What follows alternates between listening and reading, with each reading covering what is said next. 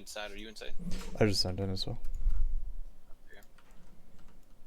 So we can start with Spider, right? Yep. Let me know if you want to start recording or whatever we're going to do. But, Oh, I just started recording. It's fine. well, fine be that way. Yep, Yeah, yep. I think that first Thursday, we'll probably come in here, and first things first, we'll just start clearing some of this trash. Like, on the PTR, these little skitter packs, they actually hit relatively hard. They're like, on tanks, they were hitting for about 350 a hit. So if you're wearing cloth, you're gonna be hitting for about 700. So you get a couple of those things beaten on you, you can mess your day up real good. Yeah, obviously in here it's easy dead. But I think the general rule of thumb from what I was reading was on these packs, the bigger they are, the faster you want to kill them. The dread creepers, I believe, were things that you really kind of wanted to kill. I think when the carrion spinners die, they kill this guy. Yeah, But they those are the ones that pull you in. pull. One of these, I think, spawns stuff when you kill it. The venom guy, you turn him around. Like, that's just something for tanks. Yeah, that's definitely like a dispel very, very quickly thing. I remember that. Yeah, just 500 damage every couple seconds. I mean, obviously this is the Wrath version of Naxx, but something that you want to dispel, like you said. So in general, we'll probably assign one tank to like the venom guy to turn him around, and then just say like, hey, all warriors, kind of like the dog packs. We just say, hey, look, if you're in play, pick something up. These ones don't really do that much. They just rip you in, stuff like that.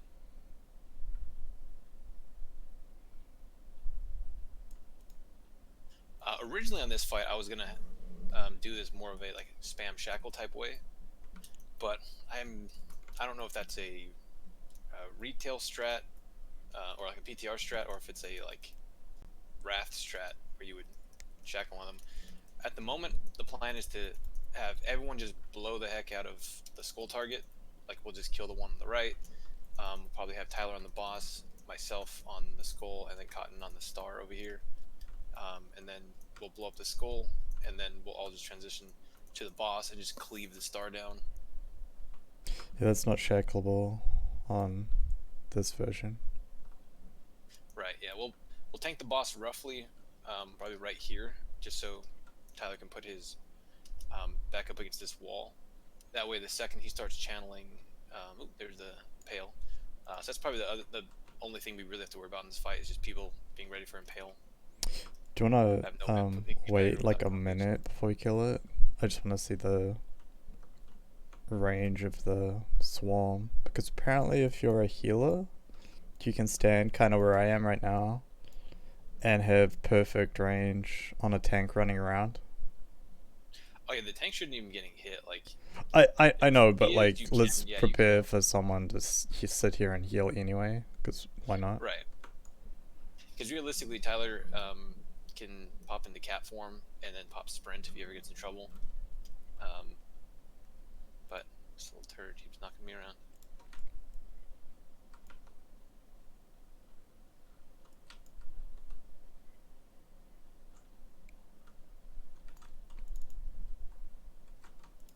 Yeah, that Impale, like I said, is just gonna be the main thing that we have to worry about. As long as people are spread out, Yep. Semicircle will be gold.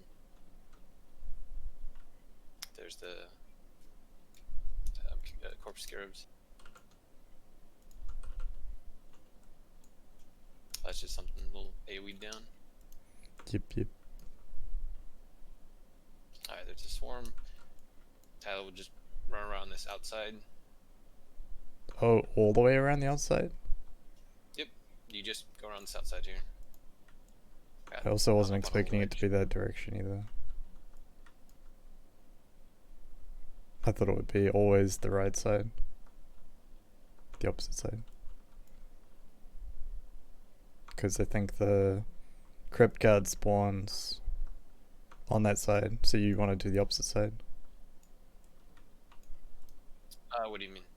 So, okay, so you ran around this side on the west. Yeah. Crypt guards spawn on the west side. So you would cut around the east side. So off to this side over here. I believe so, yeah. What do you gain from doing it like that? Well, the crypt guard spawns on the west side, so you wouldn't have to move it at all. Oh, okay. That's my Yeah, understanding of it, at least. you can definitely do that. I'm not married to like left or right, so if Yeah, running it to the right works better. this is the Definitely first time I've right ever side. seen someone go that side. And I, for some reason, didn't actually realize you go all the way around the outside. I thought you just like hug this side. Like, You can do it like that.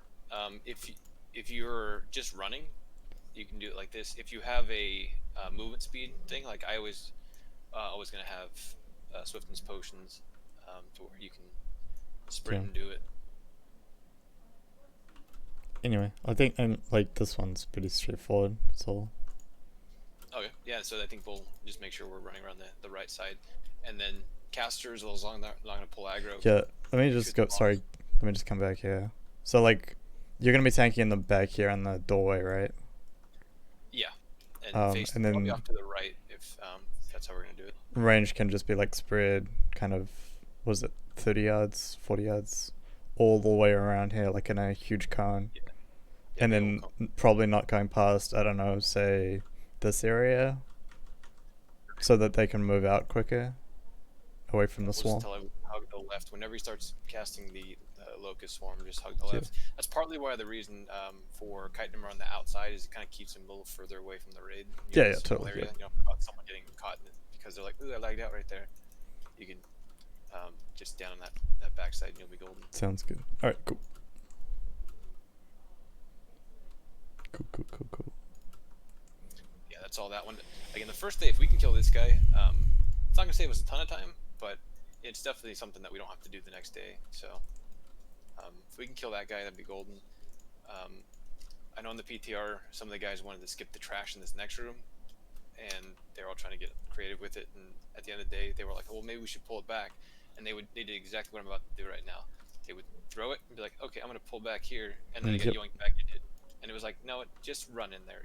As long as everyone hugs the left, you can just come in here and blow these up. It's not the biggest deal in the world. Just let tanks get aggro and then go ham." Yep. Same thing with the stuff on the right. Like, realistically, you can just sprint down into these because you don't want someone accidentally pulling these. If we wipe on Faerlina or a bunch of people have to run back for Faerlina trash, better off just killing these things. Plus, initially, you would rather just have them be dead. I think you could probably have a druid soothe beast or something on one of these spiders and skip it, but it's not really worth it. Stuff dies so fast. Plus, we want to just kill the trash anyway. Yeah, getting them runes early on is going to be pretty good.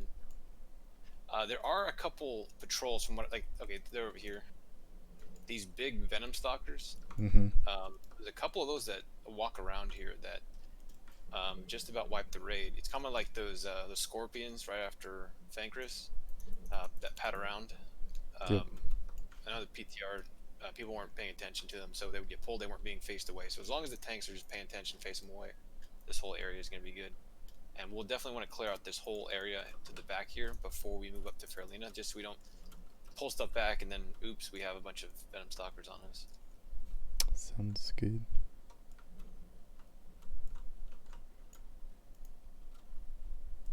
I think there's actually more packs in the version we're going to be doing. Yeah, There's there's two like more packs some back in here. that top right corner.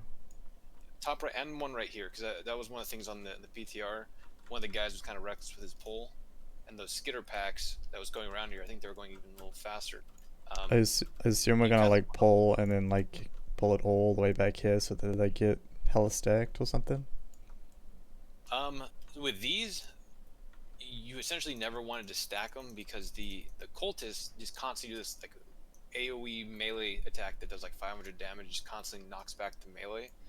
And the acolytes, you just want them to die as soon as possible. So what I saw, like, because we did this with a couple different groups, the best strategy was to kind of form a firing line, like right here. Let me put a markup because that's the thing. Yeah, I was just thinking that. There you go. Oh, you can do it anyway. Sweet.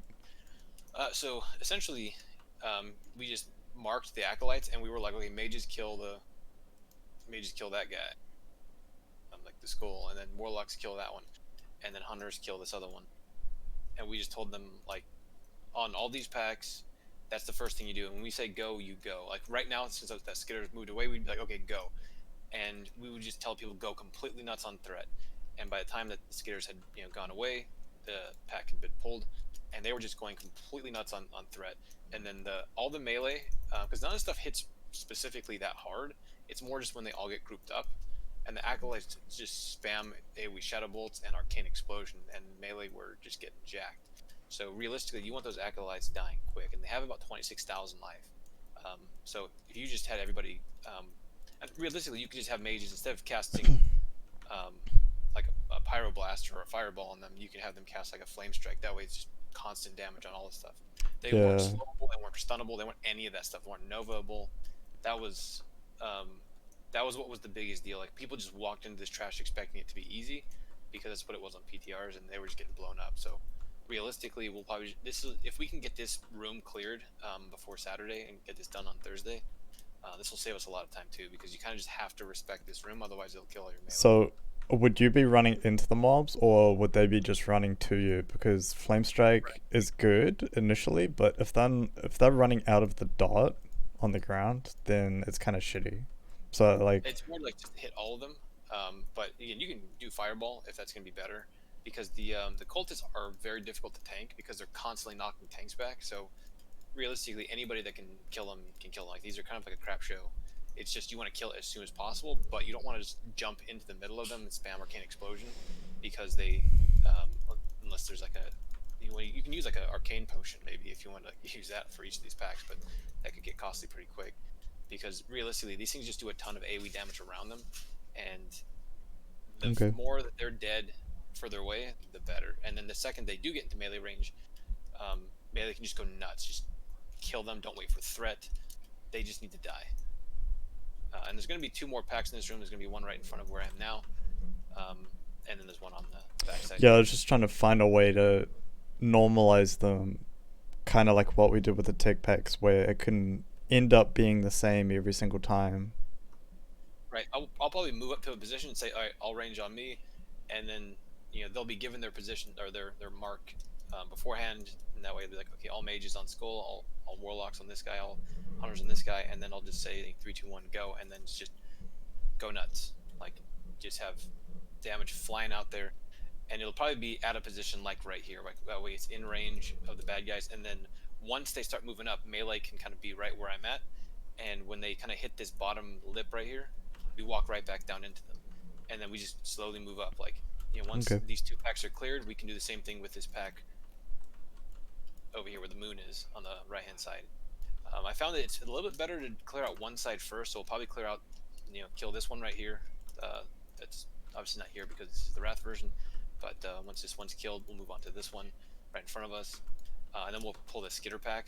The skitter pack is just probably one of the most annoying things in this room, because you have to worry about if you pull these guys and the skitter pack just happen to be walking by, you can easily get a second group, and since you can't like nova them and reset, you just have to eat whatever they give you. But once all is said and done, the room is pretty easy.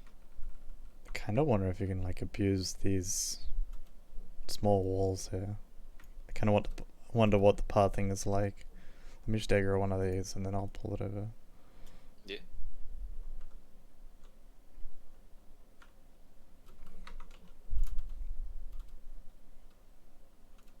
Yeah, they just sit there like those cultists are spamming that shadow thing on you.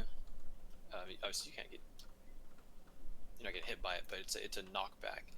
And then the acolytes are spamming an arcane explosion and shadow bolt volley. The shadow bolt volley is not that big a range. I think it's like 20 yards or something. But yeah, this trash didn't get anywhere near as decimated as people were expecting. Yeah, see, around this corner, like, I guess it's just hard to get them there. Just finding like good line of sight places, just that they're slightly more clumped, that's all. The only thing I did see was Alliance players running into the room, and then with all of them being with them all being engineers, they would send a paladin in here, bubble right in the middle of it, and then just they would all throw grenades, and obviously it didn't stun them, So they had to be very careful. A lot of them died doing it, so it's still something that you don't really want to do. They can probably do it like in 2 doses, where they, as Alliance side, but on Horde side, you just kind of have to respect this room because you don't want to kill all your melee going into the second Yeah. boss. They had the damage buff too, so. Yeah, that's definitely a thing. So you said you're gonna like get all the followers over here, right? And just gonna tank them all. The followers are the ones you kill. Correct. Yes. The 2 followers. So there's only 2 of them. We're gonna have a tank on each, and it's just gonna be like a straight kill tank. They don't have a lot of life. It's probably something where we'll have like all the casters just move up to a part where they're in range, and then just start channeling. And when the pull timer is good, we'll just say at 3 seconds on the pull timer, start up your cast or whatever. It's 3 seconds long, and then we'll just try and annihilate one of them. I don't know if it's tauntable, but even if it's not, they don't hit super hard. Their biggest issue is that they constantly charge and knock people back and silence and then AoE, which is really bad if you're trying to mind control. So we'll do that one on the skull, and then the X, and we'll probably send realistically all the melee. Kind of depends how much life they have. Like with how much life they look like in here, they don't have a whole lot. It'd probably be better just to have everybody kill the skull target and then the X, just switch over to it, blow it up, give the tank some time to pick up aggro and Faerlina. We'll have probably myself pick up the star target off on the left here, and then the triangle, and then I'll probably tank both of those off to the left here. Have a priest immediately, like right at the start, mind control one of the worshippers, probably like the circle. Far right. Yeah. And then just run to the boss and sacrifice it, and that thing's now. Do we have to do that? Like, do we know the timing of the first one? I think realistically you just want to keep it up, because as long as that thing's going on, it lowers the boss's cast speed, which I think lowers the amount of rain of fire she puts out, and she can't do the poison spray. As long as she has that debuff for 30 seconds, she's not shooting out poison. So all the damage that's coming out in the entire fight is just the damage from the worshippers beating on the tank, the rain of fire from above, and the boss on the tank. So if you can remove that, that's actually the only downside about doing it that way is if you're not removing the enrage, you're not increasing the effectiveness of the worshipper in terms of the enrage mechanic. So you're taking away 30 seconds of the fight potentially. Right. But the whole idea is the boss has like 1.3 million life. Like that's something that we can kill within 1 minute. Right, and the pull is the scary part. I understand that. I'm just like curious of the timing. That's all. Right. Every time you sacrifice one, you just get a free 30 seconds without poison bolts and with. Correct, but if you wait for the enrage, you get 1 minute. So. That's true, but I think the first enrage is at 1 minute. That would mean that for the first minute of the fight, you're dealing with poison spray. Right, so you just sacrifice the first one immediately. Okay. Right, and then about 25 seconds into the fight, you grab the second one, sacrifice that one, and then. Sounds good. So right at the start, we'll have probably just a tank walk up to like the circle, just to make sure, or any warrior really, walk up to the circle, make sure it doesn't go annihilate healer, and then let it get mind controlled. We'll probably put like Jack Nick or somebody on the or Orc, all those guys on the moon, and then they can bring the moon over to me off to the side here. There's the charge like the followers do. There's the fire from above. That fire ticks for like 1,000, so you gotta get out of that. Like everybody has to just run. Cool. Just follower. Yeah, the follower charge is annoying. I gotta try and find a good spot for it actually. We'll probably put like 2 priests off to like one of the sides, and just as the casters are going into the fight to start channeling. I think your range is a lot lower, right? It's like 20 yards or 30 yards on mind control.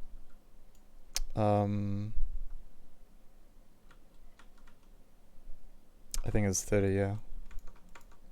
Yes, I don't think you can get within 30 yards and not pull the boss. I could be wrong. It's something to probably test at some point. Did that work? Oh. Well, you just killed the followers, but yeah. I don't have have any ability to hit anything without doing AoE. It's always nice. Yeah, so I sacrificed it with it targeting. I might just not have been in range, or might just You be. have to run. You have to run up to the boss and do it. It's like a Yeah, I think AoE I around just it. smashed it and it didn't work. Okay. Yeah, Well, I you mean, have to it run to the worked. boss. It sacrificed itself, but it didn't get hit by it. So when we were doing it on the PTR, the entire raid was getting a buff, like that indicated like, hey, she can't cast this because you just killed this guy.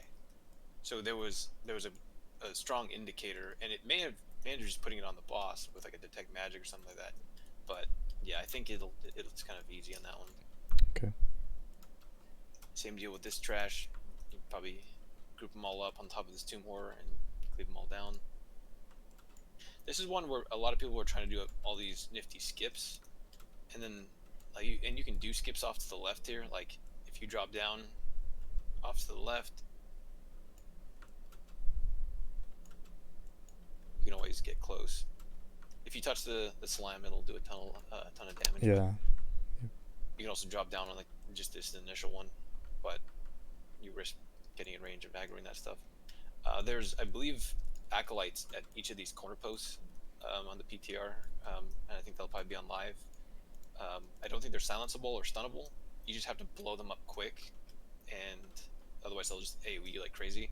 There's also 2 patrols right here of gargoyles that it looked like it was a frontal cone, but people on the PTR were just running around facing in every direction, so I wasn't sure if it was like everybody or just a frontal cone. In general, that stuff's a frontal cone. It's like an acid spray. There's a bunch of zombie patrols in here, and those. So the guys in the PTR were like super hardcore about them. I wasn't entirely sure why. Wasn't sure if it was something where like when they get low, you have to stun them or something. But Oh, the gargoyles? not the gargoyles. It was the zombie packs. Like in this room, there's not skitters running around necessarily. There's zombies, and it could have been in another area as well. But Okay. yeah, I think they kind of doubled down like the spider theme in here. Like if, on the PTR, I seem to remember there's a lot more zombies and dead dogs and stuff in here. But this wing, realistically, if we get to this part, we definitely want to make sure we have everybody who can benefit greatly from it. Like Kiss of the Spider is a huge threat bonus for the raid, so if we get that the first week, that'll be huge. We already have the tank prio for Tyler on that one. We'll definitely want to make sure if Tyler's here, he's here for this one. The first week, I'm planning on doing tanking Maexxna, just because if something goes horribly awry, I have Shield Wall, I have Last Stand. In probably the future, we'll probably push DPS on it and have Tyler on Maexxna so that we get 1 stun and then we don't get the second one. So I think this one in this back wall right here, this is usually where I see people get webbed. Yep. Where the webbing is, I assume, is where it's like all along here.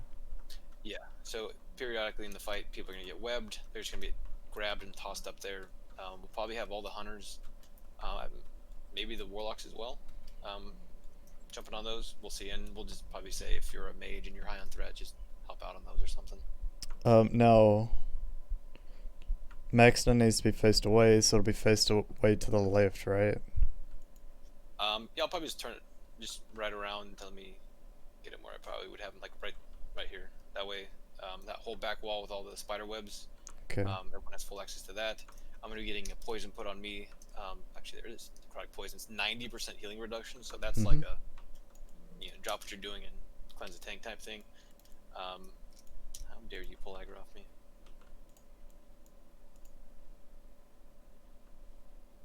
So I'm now web. Oh, you're in a web. Yep. So there's the spiderlings, which Yep.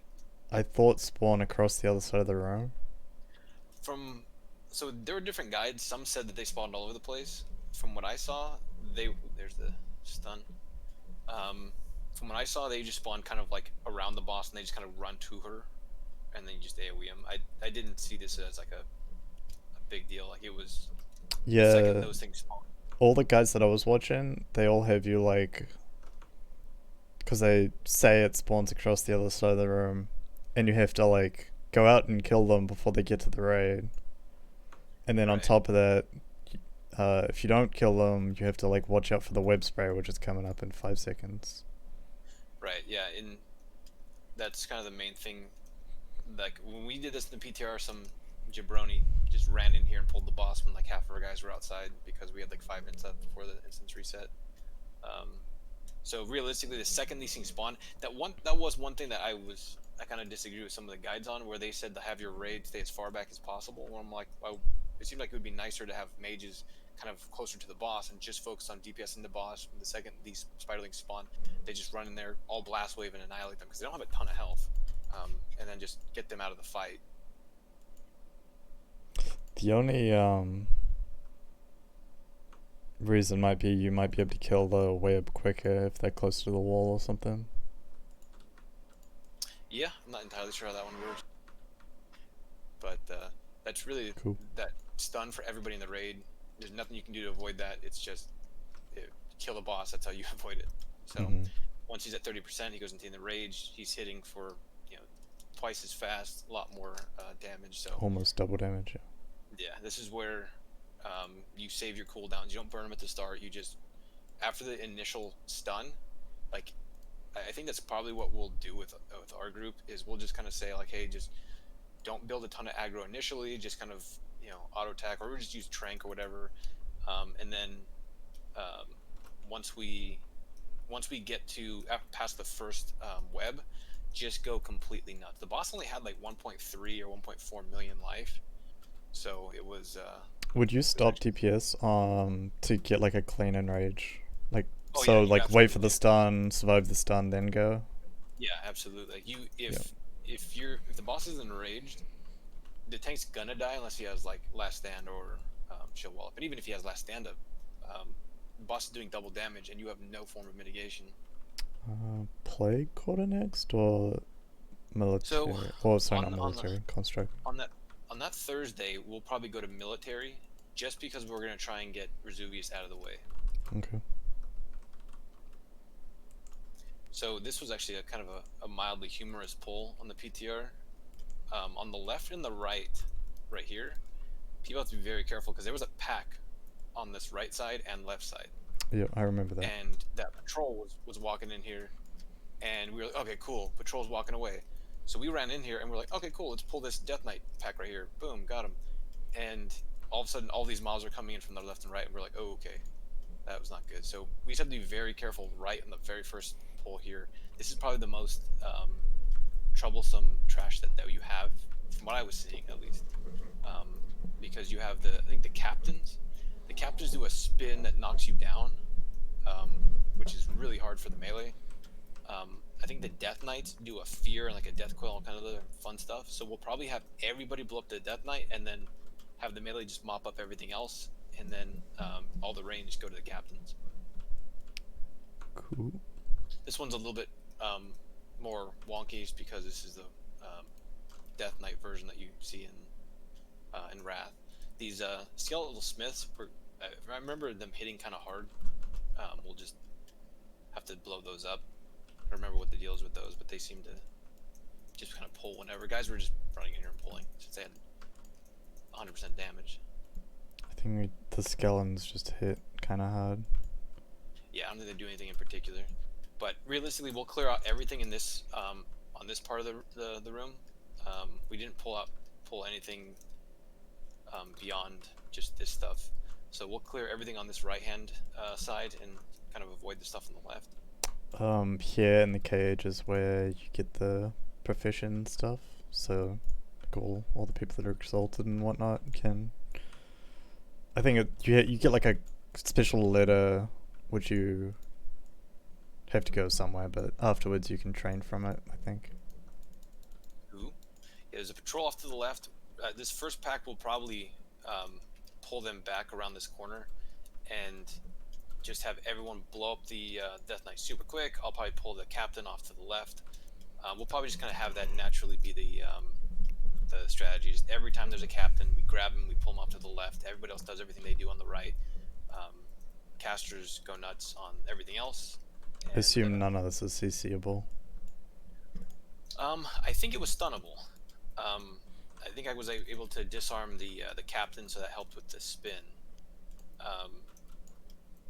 yeah, I didn't tank all the stuff on these, but I just noticed that the captains were getting into the group and like AoEing the whole raid. So I was like, okay, let me pick that up. So that's the one that seemed the most dangerous. And then the Death Knights feared people, from what I remember, fear or death coil. So again, we'll kill the Death Knight first, and have the captain pull off to the side, and we should be good. From what I've been told, everything in this room needs to be pulled. I wasn't quite sure how that works, but if you this pull one just kinda Razuvious, sucks the with- whole room pulls. Okay, so yeah, these I remember these did a fear / death coil as well, from what I remember, and they put a curse of agony on like everything around them. It did a lot of damage. I think it's stacked. Yeah, I remember pulling the patrols all the way up the stairs. So you just have a hunter pull, and then we just kill it up there to stop. And then once the patrols are dead, then you like pull them all the way back here, just so it's safe. Like if you get fed into a pack, it's probably a wipe, right? So. Right. That's probably what we'll end up doing, is just having a hunter on that, just running here and like shoot this guy and just like have always everyone pulling pick it like over here or something, just so that there's, right. you know. It's the base of the stairs. I think this one over here we can kill just fine. The Go steeds, to, I think, yeah. charge around. Like once we kill the patrols, I think we're fine. I think there's like purges that we need to do. I can't quite these remember. aggro with the boss, but I could be wrong, because these are just the steeds and the squires. Do you have mind control? I do, yeah, but I don't know if it works with this because it's just it's the Wrath client, so. I think in the 10-man they gave you orbs or something like that to mind control them, and on this one. Oh, okay. This one you actually had the mind control. Yeah, I can try. So like, which strategy were you doing in this corner or this one over here? What I was thinking is you have all the casters right here, and all the healers right here. So the healers are just healing. So as I think I can move into this room without pulling anything.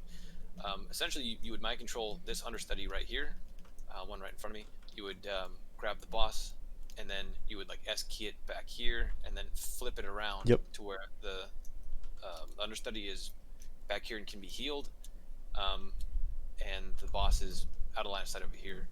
And correct. The casters can realistically be like anywhere in this area as long as they're not in line of sight of him when he does the disrupting shout.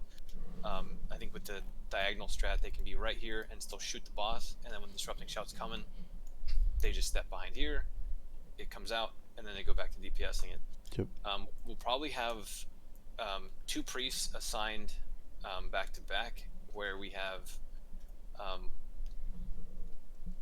think one right here, and then when the well, okay, so firstly, priests need to be against this wall. Like there's no there's no let's just MC out here. Like they have to be over here to get the angle correctly.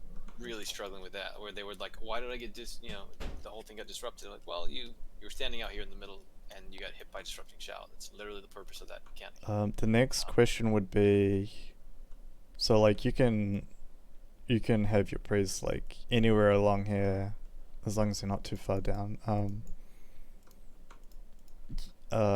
Where are you tanking the understudies? I was gonna have the understudies right behind you, like right here, and I'll probably have 3 tanks assigned to pick these things up. Actually, probably we can do 3 tanks. So, would you be having a hunter pull all the other understudies off? I found that the best way to do it is to have all 3 tanks right here, just in the front line. And the second the boss is like right where he is now, like when he's in that back patrol, this is when you'd mind control, and then the 3 tanks would immediately run up and pick up our guys right here. And I could do it without combat. It's kind of funny. Yeah, essentially you would bring it right there, and see if I can things are just getting jammed. So it would be something like that. Right, I would bring him even a little closer to the wall here if you can. Yeah, if you can take him right there, that way you can heal him and then not get hit by Razuvious, because the boss hits like a truck. And Warrior's just gonna have to be ready to take a dive on this one. Like, this is gonna be a fight that kills tanks. You just throw a shield on, pop shield wall, and you taunt the boss until a priest can get it. But we'll have 3 tanks right here to pick up the 3 understudies. Can you hit the wall and see if you're getting hit by that shot? Because you won't be able to tell. You are? Okay. I'm getting hit by something. Because I don't think the positioning, like, as long as he's out of line of sight, is more important. Yeah, I would say, like, even if, like, if a healer has to come around the corner here, that's totally fine.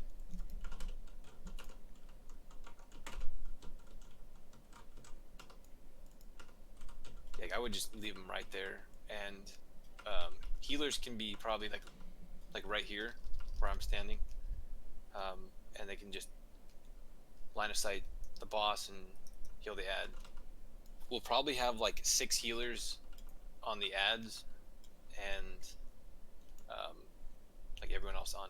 So are you expecting to hold until the ad dies, or No, you try and rotate so that they live and then they get healed back afterwards?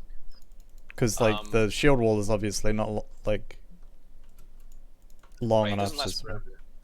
You essentially do 30-second streaks, because the thing that's the most scary in this fight is the mind control seems to be breaking all the time. Yep. Like, they didn't go the full duration. I think it lasts, what, a minute? So about 20 seconds into the fight, you get another priest getting this, the second one on deck, and that way he can just come around the corner, start smacking the boss, and then he's just on deck. So the second he sees that you're taunt, because I think you tank it as long as you have taunt available, whatever that the cooldown is on that. If it's 30 seconds or 20 seconds or a minute, whatever that is. I think the shield wall that he has is like a 30-second cooldown. And some strategies kind of say to tank it as long as the shield wall is up and then just swap off. But I think the exhaustion on the ads is a minute. So if you go too quickly, you're going to end up running out of ads to mind control. Yep. And that's going to be problematic. So we'll probably have one priest start, and then a second priest on deck in about 20 seconds. And then from that point on, we'll just do a standard rotation of the second the one drops, they just start picking up another one, and then they just go back and forth. Mm-hmm. And then whenever that one guy's taunt is down, and people just have to watch their threat. Like, if taunt's about to wear off, we just tell people, like, hey, just be ready to move. This room's a little sucky because everything's just kind of moving around on the outsides. I think the axes do like a whirlwind. The swords hit really hard. I think the staff does an arcane explosion. I believe in general you can just annihilate the staff, then kill the swords, and then the axes are tanked off to the side. Okie dokie. I don't know a whole lot about this trash. I'd imagine it's not too bad. It's more of the same. I think there's little ghosts around this room. We'll probably have warlocks put the ability to see invis on here.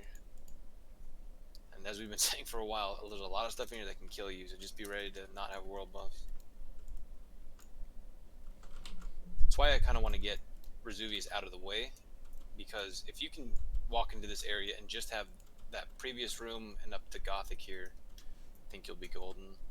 I plan to do this with, we have 6 tanks, so I'll probably do 3 and 3, like 3 on the left side, 3 on the right side, and then if the side over on, if the undead side has all the melee, like melee, it's gonna have shaman, stuff like that, they're gonna be very strong. So I'm not too worried about sending them too much stuff. But we will try to pace ourselves. Like, we'll just do a kill order, so we're like, okay, everything on this right side, I think this one spawns the Death Knights, and this far left one spawns the Death Knights, and they all spawn trainees, I believe, and then the middle one spawns the Big Horsemen, if I remember correctly. So, if I'm correct, there should be 6 total Death Knights, and we'll have 4 priests, because, yeah, so we have to kill at least 2 of them, and usually killing the earlier ones are better. So like, if I know there's a couple of waves where there's a huge Death Knight pack with a ton of trainees, which would be where you would CC the trainees, and then blow the Death Knight up to not get overwhelmed, and then go back on the trainees, or you can keep them sheeped. I'm not sure. Depends on the timing, but and then you start CCing the Death Knights after that. Yeah, we'll probably put 2 priests, and like this one over here, we'll just say like CC whatever's on this side, and we'll just have a warrior right here that if something breaks, he just picks it up and we kill it. And then if the other side's looking good, we'll stop CCing anything on that side, and if they're not looking good, we'll be like, okay, go back to CCing this, and then we'll probably tell 1 priest to CC the trainee on this side, and 1 priest to CC the. Well, it's mages to CC the trainees, I think. Oh, okay, that's right. Yeah. Yeah, the Master Death Knights would be the dead one. Yep. Yeah. Cool. From what I saw, the best CC on a lot of stuff was just Nova, where it was like, okay, walk up Nova, and then we'll come back to you, buddy. Yeah. Over there, trees didn't have a lot of life. If you end up having a free priest that has like lots of money, you can just spam Shackle on the Death Knights too. So when we are killing them, you can just CC them, it'll refresh their weapon swing timer, and they likely just won't even do anything either, so. Yeah, we'll probably have whoever's on this left side just spam if the Death Knight spawns. Cool. Yeah, the training, I don't think it's going to be too big of a deal. We essentially have all of our shaman on the other side. There might be 1, but there's going to be like 4 melee packs on this side, and we'll probably, since there's like 5 bone piles, we'll probably have like a central hub right here, and then just kind of spread the tanks out, where like 1 tank covers these 2, 1 tank covers the middle, and 1 tank covers the bottom 2, and melee just kind of run around. I think this fight lasts like 4.5 minutes before he comes down or something like that. Yeah, 4:15, 4:20, something like that. So, yeah, we're just killing ads for the whole first 4.5. Everything killed over there comes over here.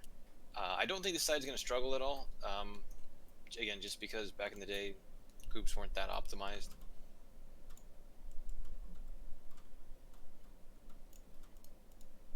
Alright, so you killed, what was that, a wave of 2 trainees? 3 trainees. I got some over here. If I remember correctly, you can kind of see their soul coming down to where they're going to be. Yeah, you can see the beams across the platforms, and then they like zap onto the skeleton piles. You see that?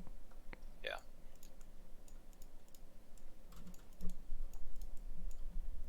Yeah, these will always pretty much just preach that everybody on this side, you have to annihilate those trainees. Like the second they spawn, don't worry about threat. Their biggest issue is that they do a big arcane explosion that builds up over time, and you want your healers to be able to catch up. Yeah, this is definitely not accurate waves. We said like 2 Death Knights, and I'm pretty sure that's not what it's supposed to do. Oh, I think it's something. Oh, mine ran back over to you. Didn't like you.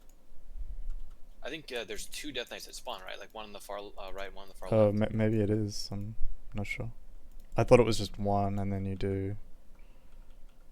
What I was seeing there, I'm not sure if it's at different waves, but there was always 1 that spawned on the right, 1 that spawned on the left, and then eventually the horseman spawned in the middle, and everyone had to just annihilate that 1.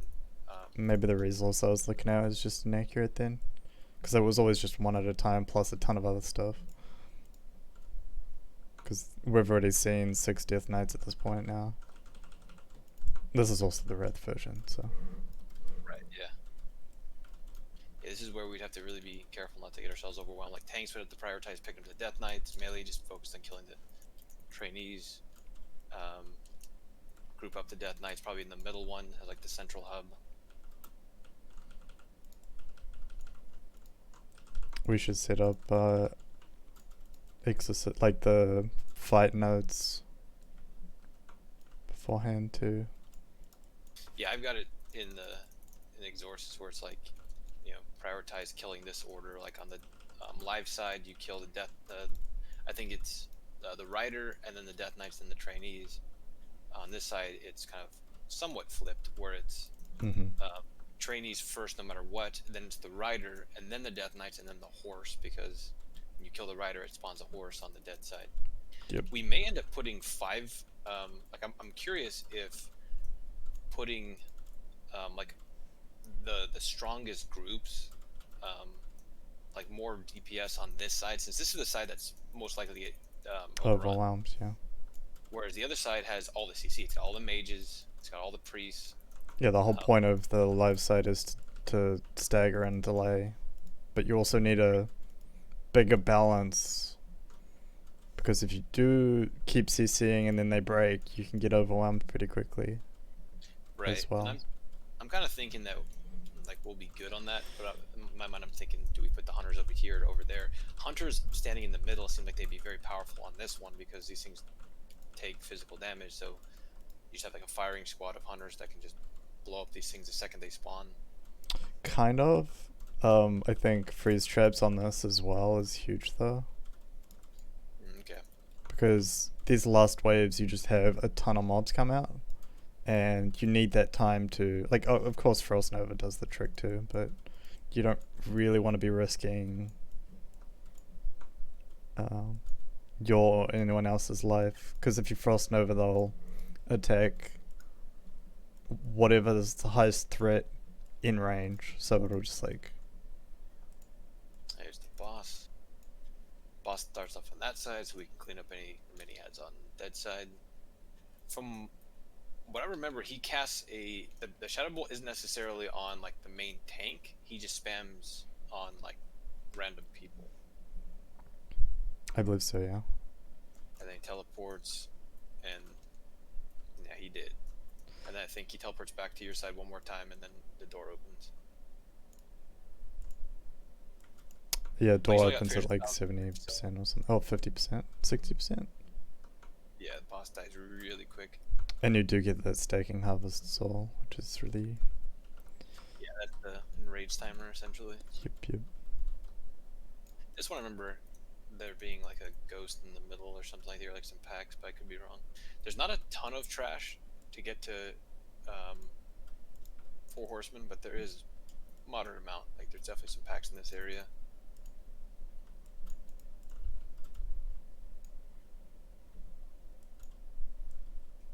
I remember the ghost being in the, oh, there we go, yeah.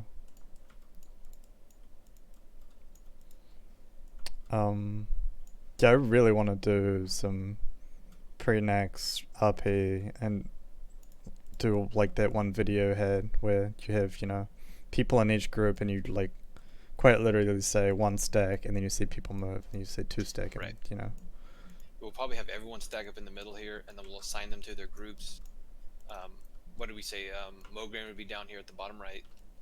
Thane would be at the bottom left. I think Blamo is top left. Yep. So, Meteor left, Void left, Fire Strike guy, and then Holy Wrath guy, yep.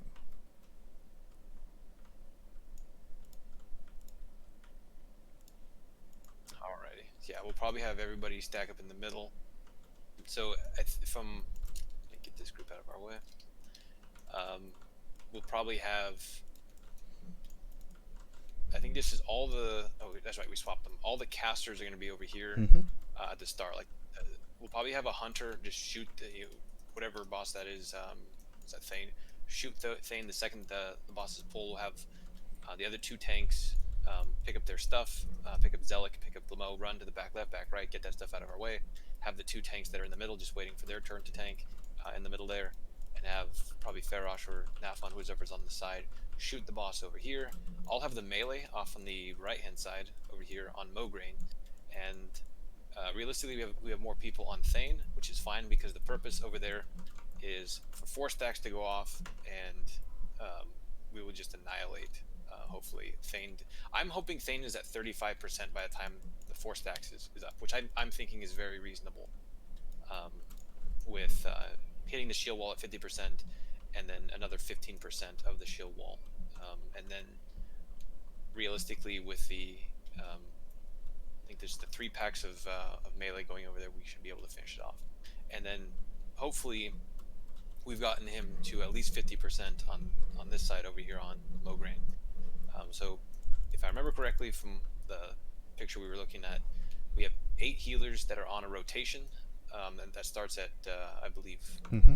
Remember if it was 2 or 3? 2. 2. Okay. So it would essentially be like there's 2 healers assigned to every one of the 4 quadrants, and then there's the odds and the even. So at 2 stacks, they would rotate. Did we say counterclockwise? So if you were at triangle, you would then go to diamond at 2, and then at 4 you would rotate again to the circle, and then at 6 you would rotate again to 8, and so it's just every 2 stacks you would move on to the next one. Yep. And then same thing if you're a part of the odd groups. It's you start off at 3 stacks. At 3 stacks you would go there.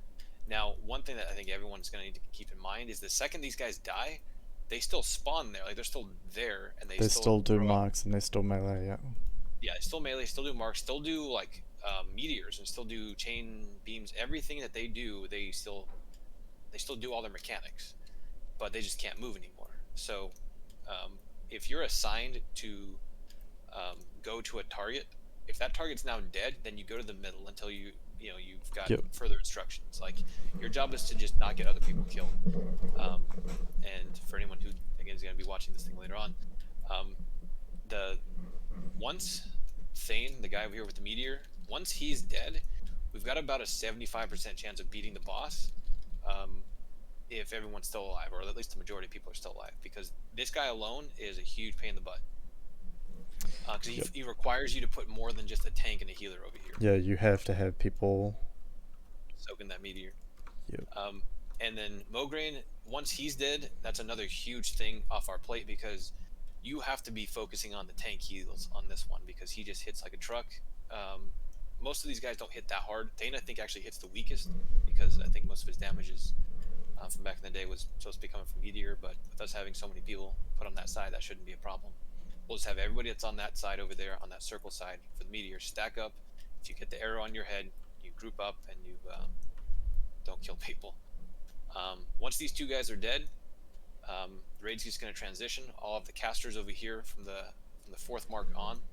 I think at the 4th mark, the tank that's up here, I think this is going to be probably Cotton. He's going to rotate, after someone taunts off him, he's going to rotate to the middle at 2 stacks, and then at 4 stacks he'll come down here and take the boss off of me, and then I'll rotate to the middle, and then after 2 more stacks I'll rotate back up here. And once things are dead, tanks are a lot more free to be like, hey look, I can't go back over there because my stacks haven't reset yet. I can let you take 1 more stack, or I can go somewhere else. Like I'll relieve somebody over here and they can come over here. When tanks and all the melee transition, especially this back right guy, the back right guy I think is going to be Zeliek. Where are you? There you go. Yep, Zeliek. That circle in that room over there. He's the one that does the chain beam. Whenever you transition, melee have to go alongside the wall, because if you just run straight to the middle, if the boss chains you, does that chain lightning thing, it's just like the Cthulhu Eye. It will zap you and kill everybody that you're running straight back to, which is a big no-no. So that's really the main thing that you can wipe to. After you've killed these 2 dudes in the front, if you get a really bad chain, that's how you can wipe. Mm-hmm. Outside of that, the only other possible way, and it's a very low probability, but it can happen, is for Blamo in the back left. Blamo over here, this purple marker, he's going to be dropping, or I guess Blamo's a lady Blamo. She's going to be dropping void zones on the ground underneath people. They tick, I think, immediately. And once they've ticked, I think it's like 3,000 to 4,000 damage. And so that's a lot of damage that you're going to eat that, whoever that's spawning underneath you, especially if it spawns under the melee pack. So you have to be willing to move immediately. So if it kills like the tank or a bunch of melee, that's really problematic. And if she gets loose and then runs to the raid, that's part of it. But those are the lower end probabilities. If you kill these 2 guys right here towards the beginning of the fight, the rest of the fight goes a lot easier. So cool.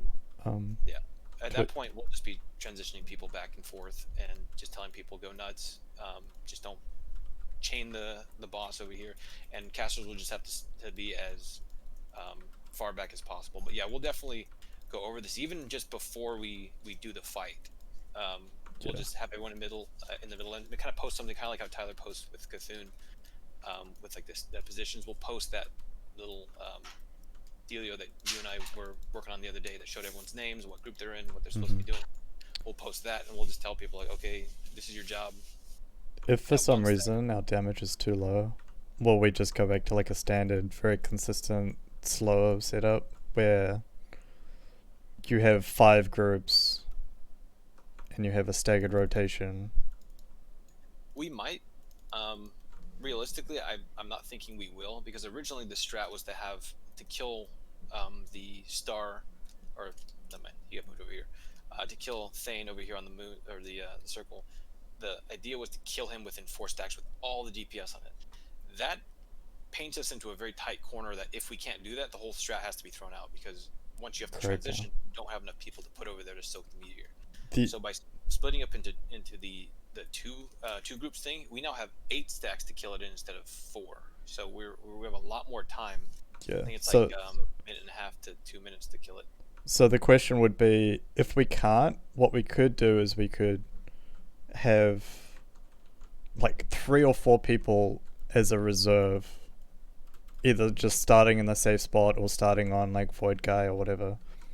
That way, if we don't have the damage, we have an extra 4 stacks for those people to, if you see what I'm saying. So like, casters will start here, 4 stacks, go to star. Star people from melee will come to circle and they'll have 4 stacks. If we can't do it in those first 8 stacks, Yeah, let's have another we group we have to have people soaking for the tanks, and therefore like we wouldn't, if we were doing L strat, we wouldn't have anyone. We'd have like 2 healers come over across, and technically healers aren't even supposed to eat the meteors. So right. If our damage isn't enough, then we will need to pull people from the initial circle and then the initial star, and then put them somewhere else into like a third group, so that they can finish off and deal with circle. Right. I'm not thinking that we'll have to do that, but that's definitely a valid thing. Like if we have to do like a third transition, we'll just take probably one of the caster groups or one of the melee groups and just put them over here. And Okay. then that way, once we have to transition, we'll do that. But I'm just in the math of what we were looking at. Like realistically, if you have all your people just burning on the boss, you only need about 60 something seconds. And with the strat we're going to be doing, we're going to have, I think, 104 seconds to do that. Yep. Granted, you'll be using cooldowns on both of these guys respectively. Like, you know, if you're on Mograine over here on the star, you're going to use your cooldowns on him. And it'd be better to use your like hardcore cooldowns like the Orc Racial and Death Wish and stuff like that towards the beginning of the fight, or at least towards the beginning of you being on a new target. Yeah. Realistically, we'll probably ask the melee to save all their cooldowns for Thane and be like, Yeah. look, Yeah. this guy has to like convert. all caster, all melee, like all DPS should be saving it for circle. Once circle is dead, everyone can just chill in the safe spot, minus the healers and the tanks. Like that's like the single limiting factor of this whole fight, is Right. getting people away from circle as quick as possible. Right, and then we'll probably have the since the melee group was on the boss first, it takes about 6 stacks to reset before you can go back to a boss. Probably have the melee after they kill Thane come back to the middle, and then if Mograine's not dead, they'll just sit here for 2 more stacks, wait for their stack to reset, and then just book it in here, mess his day up, and finish off the boss. Okay. Because if he's not dead, he's pretty darn close to it. Yeah, I'd like to do like a brief rundown after one of the raids if possible with people, just so that like some like people can get a kind of understanding of their rotation ahead of time, because like if we're coming in here after like, I don't know, 2 days of raiding on an off day and people are drained already, having that prior knowledge is going to be huge. It's like kind of the Twin Amp stuff that we were doing. Oh yeah. It sets us up huge. But that's, yeah. I think we've got a pretty good strategy, so.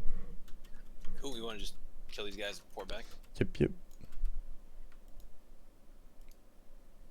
Yeah, and that's something that, for any of the tanks that were curious, I think here these guys actually run to their areas. The main thing is when you pick these things up, you have to run them all the way into the corner. Like Mm-hmm. Flip the boss around and put the boss's butt in the corner. Um, So like that way, Blamau can't activate the quite go in the corner, but everything else can. Um, yeah, that's one that you just kind of move around for whatever is gonna work. like Zelek would be all the way around back here. I feel like this is slightly different architecture than the other one. Yeah, it might be. I think it might Like be. Yeah. there's like more diagonal spot like right here, further back. But yeah, if you're DPSing or healing on Zelek, you have to be at super max range, and the tank has to make sure he's flipped it around to where his butt is closer to the raid.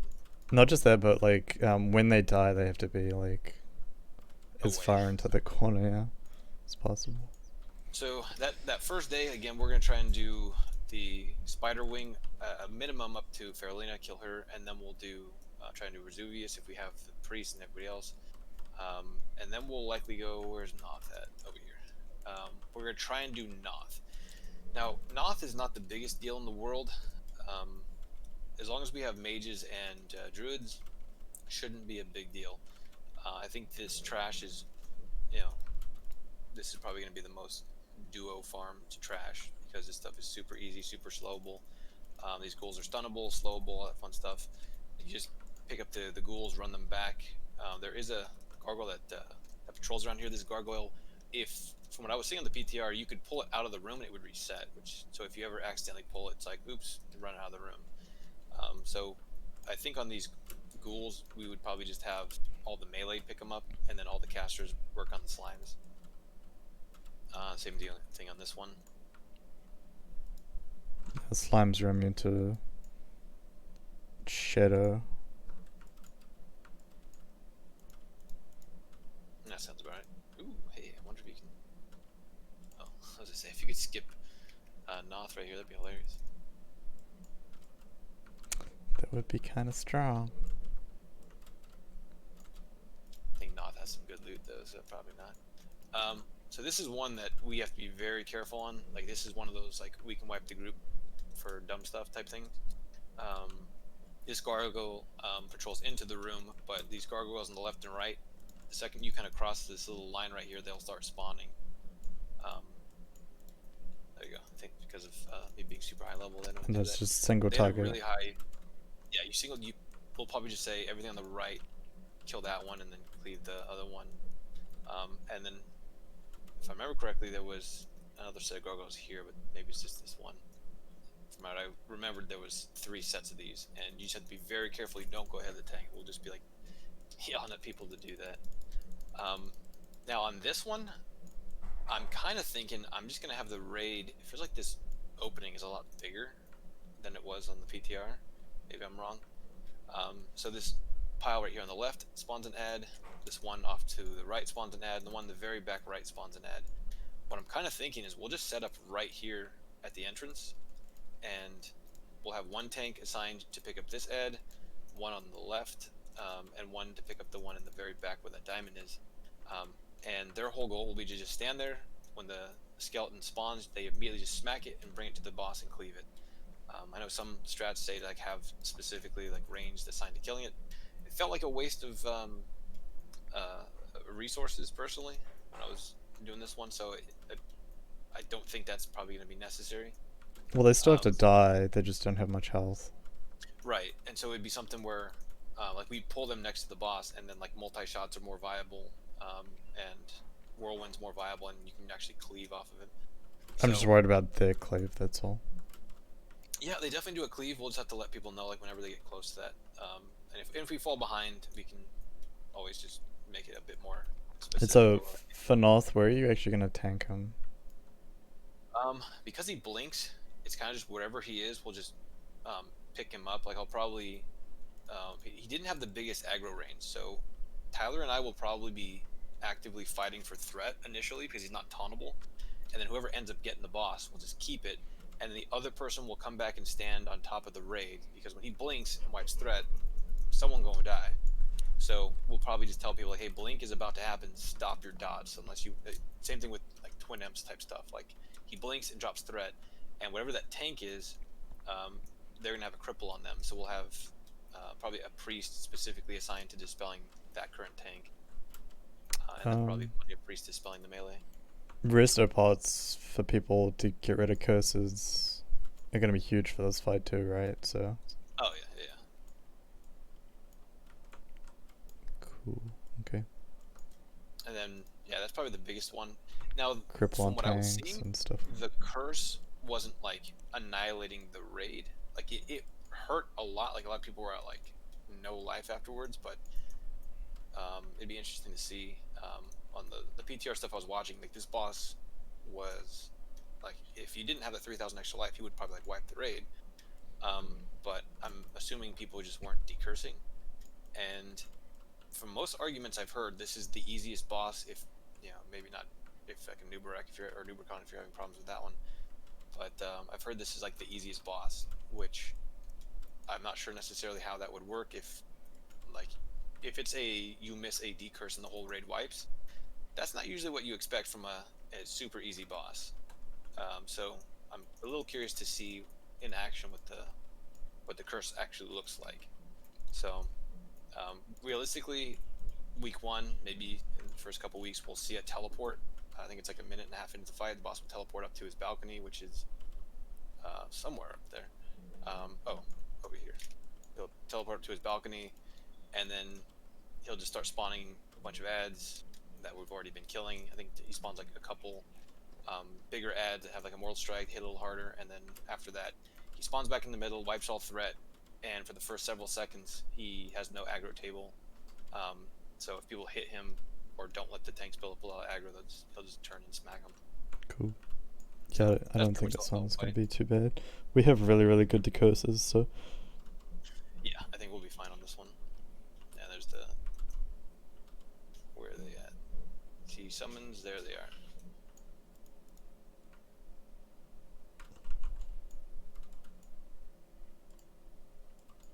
So on the PTR, people were acting like this next room was like the hardest thing ever, but realistically, it seemed like it was super easy.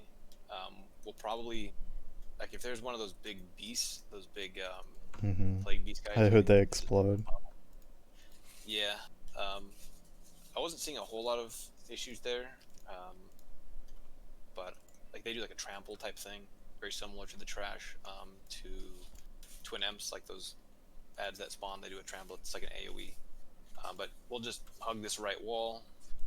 From what I can tell, you can reset the boss if you accidentally pull him, so you don't have to be too conservative in pulling here. Like you can be a little bit more aggressive and just have everyone hug the wall, come around the corner, you kill the plague beast, and then you're kind of good. We'll probably take a mana break halfway through it, and then right here's the boss. We'll probably make sure we kill a good amount of stuff here, but like if you they were like, oh really? Because they were getting in combat just by like going around this corner, I think. Right. If he sees you right here, he is his combat. But behind this wall, it's not. It's kind of like with Broodlord. Like right here, combat. Right here is not combat. So you have to like hug this wall. What about just like hugging all the way across? Oh, there we go. I'm trying to reset him. Yeah, okay. He's resettable. So like if you do aggro him, we'll just stop. He'll pull back.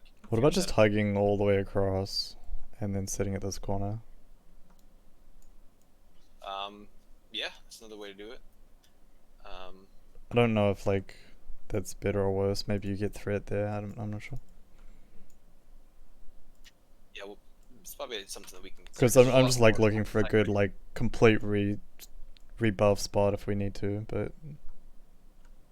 Yeah, I mean, right here would be not too bad. And realistically, this is one that people just have to pay the most attention to. When we tell them, like, 1, 2, 3, 4, they'll have to figure out what that means as we're telling them it. Like, hey, like, look at the ground casters. Like, when we tell you to move from 1, 2, 3, 4, post that thing Luke's posted about, like, the splashes.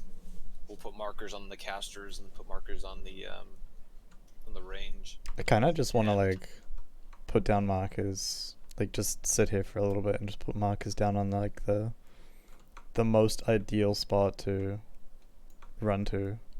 Because I'm pretty sure the floor is accurate.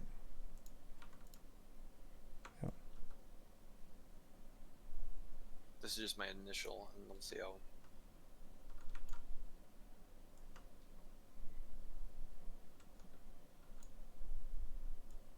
We'll see how accurate that is after we have to do. Green was super safe. That was really. Yep. Yeah. Blue's good. I think anything further than X may be a little bit too far to the right, actually. Let's see. I was in the middle.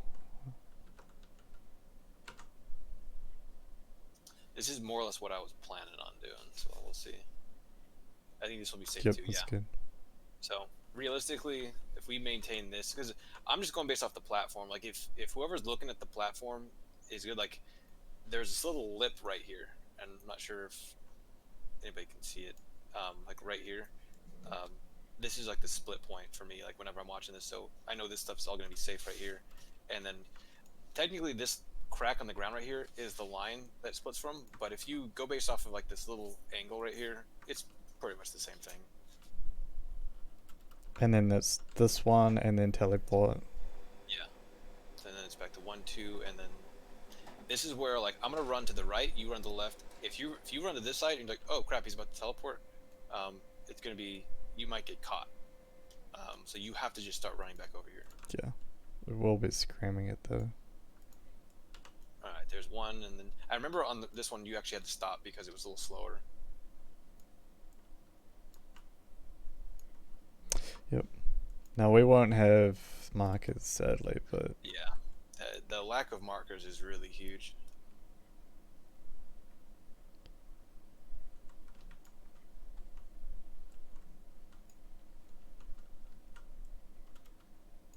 yep, I've got a pretty good idea of where I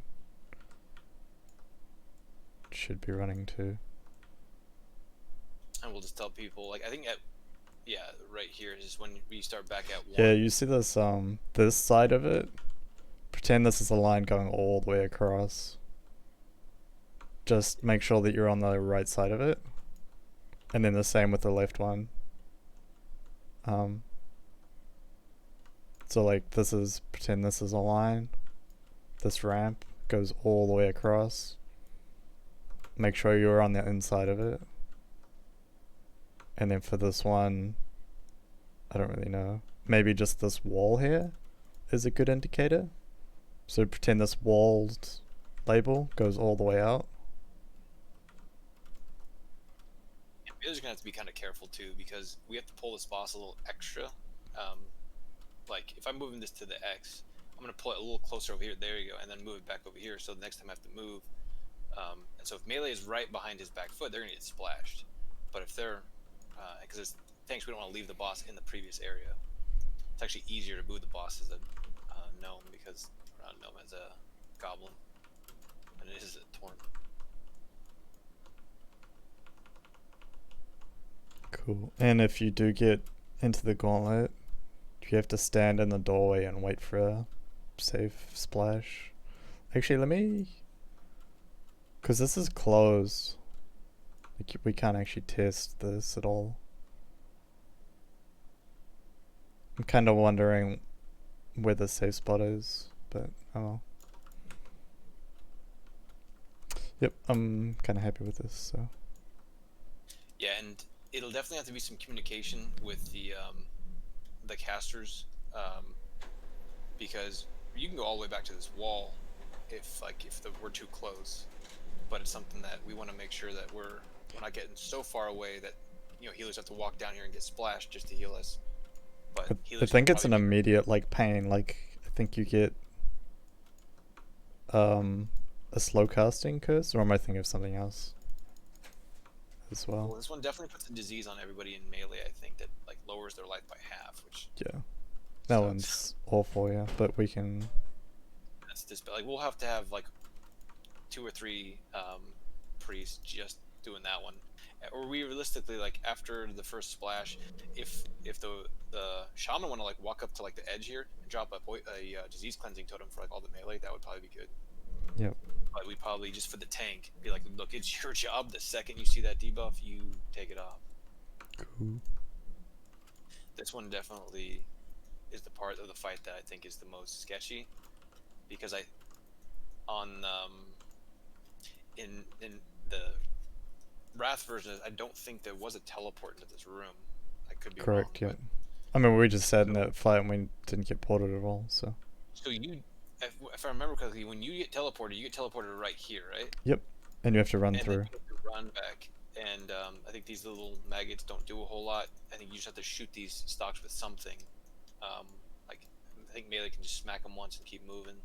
And then it's like jump rope. Once you get to that doorway, there's probably an opening that's like, okay, now I can walk in. Yeah, you just have to remember to stay there, wait for a splash, and then go. Right. But you can't just stay in there because the door will close eventually. I'm wondering if it's almost safer to have people stay there, because you can DPS the boss from at least 2 of the spots. I don't know. We'll see. The thing is, the door closes, right? You don't want to get stuck out, because then you'd just be stuck.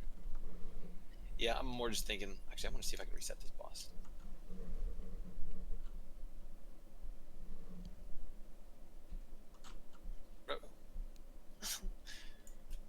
I meant to do that.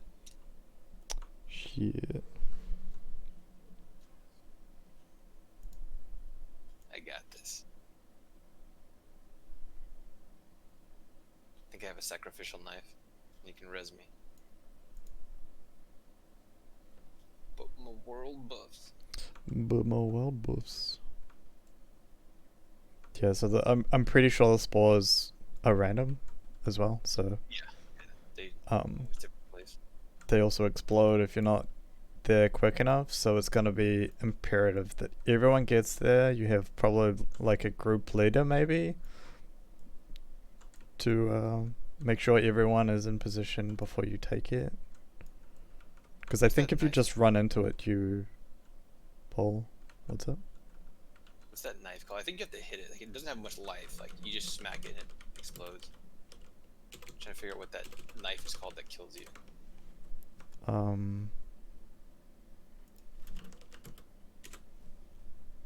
Hunter's sector? No. Nope, nope.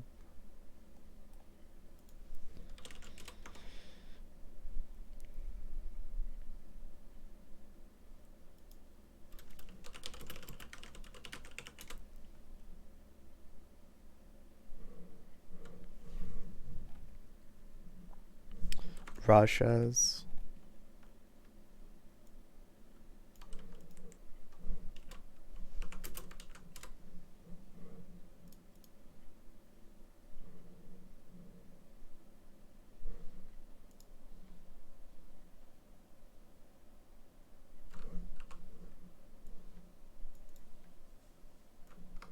I'm just gonna disconnect myself. Okay.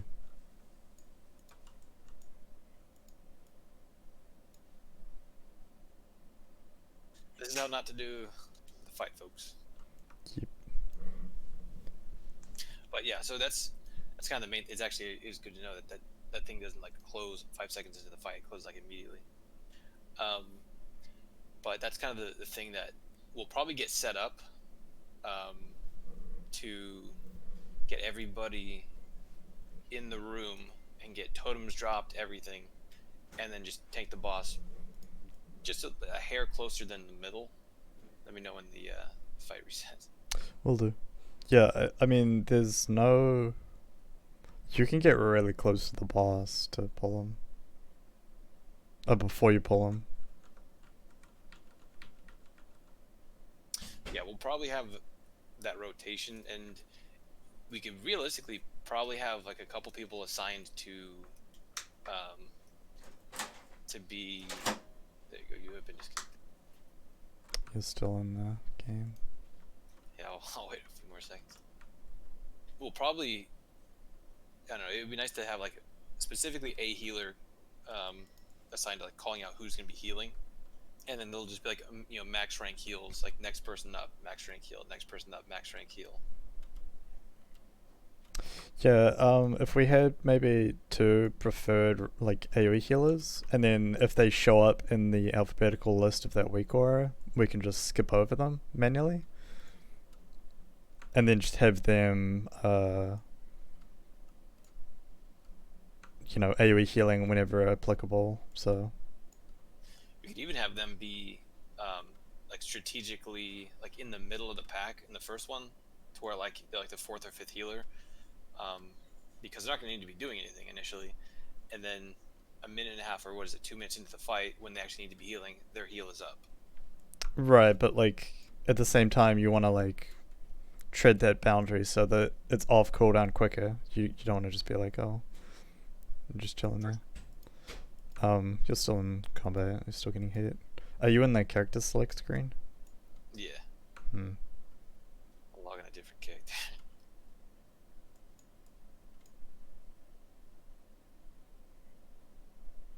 I mean, there's not too much else to talk about with this fight. It's just mainly talking about healer strategies and where the range will sit and where everyone will sit pretty much, because I suspect everyone's just going to be stacked under the boss. The melee will be, at least I think. As range, you probably don't want to because you have that ticking poison debuff. True. So I kind of wonder if like a swiftness pot for like non-mobile classes. No, there's no way that's better than a shadow pot. I don't think you aggro the boss until they hit like here-ish. So like you have spread so out. much room just to like fan out if you need to and all that. I wonder if like the play would be to have everybody, like all the range, just be back here stacked up, and then like whatever group needs to go, or if it's you want your mages to have that thing as soon as possible, because that's just gonna kill the boss so quick. Yep. Yeah, pretty much. That and warlocks, like having warlocks constantly having that extra shadow damage is gonna be huge. Yep. I mean, like you probably have your rotation. It's probably like mages, warlocks, you know, warriors, rogues, hunters. Yeah, warriors, rogues, hunters. Hunters would be really good with that too, just because they get huge bonuses to crit, but I'm all warriors and no threat. I kind of wonder how much damage healers can start pumping as well. Having them get it. Yeah. I mean, it's definitely worth sending people over there with it. Like you obviously don't want to go out of mana, but like there's like what else are you doing? You're bandaging people, but I like the idea of bandaging other people so that they can keep DPSing, but I'm worried that if we get into a habit of just healers bandaging randomly, you're screwing up their rotation of their recovery stuff, because they might have some set thing where they're not supposed to bandage until 2 minutes and 10 seconds, and then again at like 4 minutes or something. If you're bandaging, you're like might screw up one of their potion things, or like I don't know. Yeah, that one's gonna be a sticky wicket. We'll figure it out though. I think with that one, that'll be like we'll call it right when that happens, because realistically, like I've heard people say like, oh, you have to have shadow pots for this thing, and there's even been people who've come out and said like, realistically, if you just bring greater healing potions, that's the cheap way of doing it. Like that's the minimum to me. Like, bring healing potions if you can't afford anything else. Like, there's I mean probably that they basically change, like it's the same thing except with protection pots you're banking the cooldown of your pot so it's up quicker as opposed to reactive, where right. It's one of those things where like if you can't afford to use 2 every fight or every attempt, use 1 to start. That way it banks the protection, and then you can start putting that stuff on cooldown like later in the fight. Now, especially with this trash, we'll probably do this on Saturday when we have everybody here. This stuff stuns and has I think a AoE around it, like a little poo cloud. So we'll probably have, like, I'll pick up the 2 on the right, just tank them away, and then Tyler will pick up the far left and Cotton the one on the other left. Just because they don't hit super hard, but I think it's easier to heal like one tank tanking multiple of these. and melee just have to be careful and not getting blowed up. I think up there to the right, you'll notice that above the golems, Yeah, there's like a little Grobbulous can be walkway up at the there. entrance. Yeah, that's the main thing that we're looking for in this room. Realistically, on this grate, there's supposed to be oozes, and these oozes suck. So we'll be pulling everything back, and we'll try not to have to pull them if we don't have to. If I remember correctly, they had a huge aggro range. I think on these, we'll kill the Bile Retcher first, and then kill the 2 golems, and that's not too bad. It's just packs of 3. I'd seen a PTR video of them testing the Grobbulous up there, and they couldn't pull them. So, Right. well, they couldn't body pull them, I should say. I think this pack of 4 will be the same thing as like that first pack in there. You can wait for the Retcher to be further away.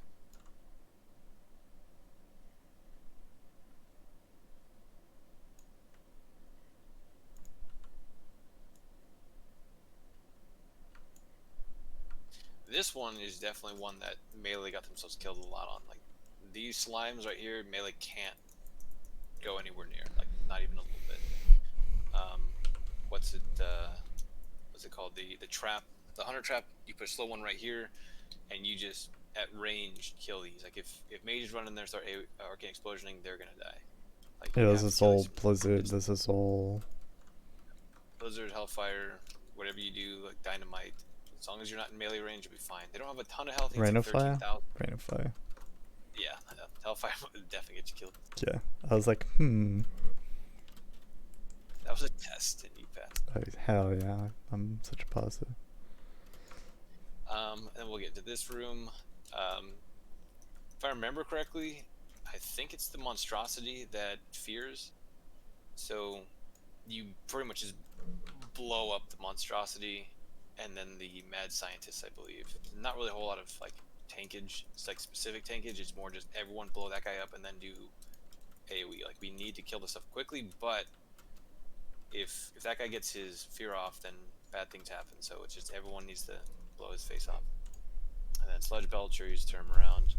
He's good. They also drop a totem, I believe, these monstrosities that does like 2,000 nature damage. The Mind Flay, yeah, the little guy's Mind Flay, so you just have to kill them quickly. The Belcher. And then we pulled these guys. I believe you have to clear out the whole room. Could be wrong. You do. If we accidentally pull multiple things, again, the primary target's always going to be the monstrosity in these little packs. Because the tank can pick these like retchers and stuff off to the side, and it's not a big deal.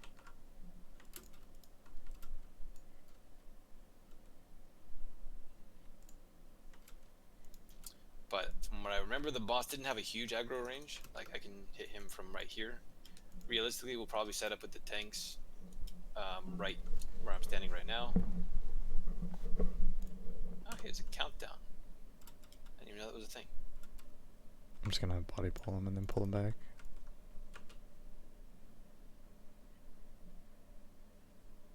So we'll probably have the tanks up front on like where the X is back here, and we can pull the boss because he pats back and forth along that line, and closer to Grob's room over there. We can kill it over there, but people have to be willing to like not die to the oozes on the ground. That would be really sucky. So the off tanks, they don't attack at all, right? They just sit here and they shield block. That's still something that we're trying to figure out, because there were some people who were saying that just taking a hateful strike gave you some threat, but there's also stuff that we were seeing that like tanks weren't getting a whole lot of threat, so they had to build threat themselves.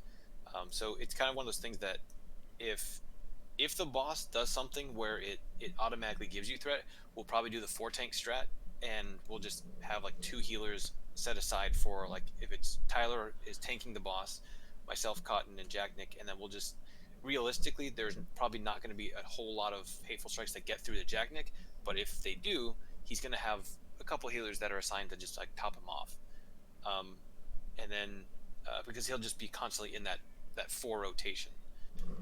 Because we'll probably have 4 healers on Tyler.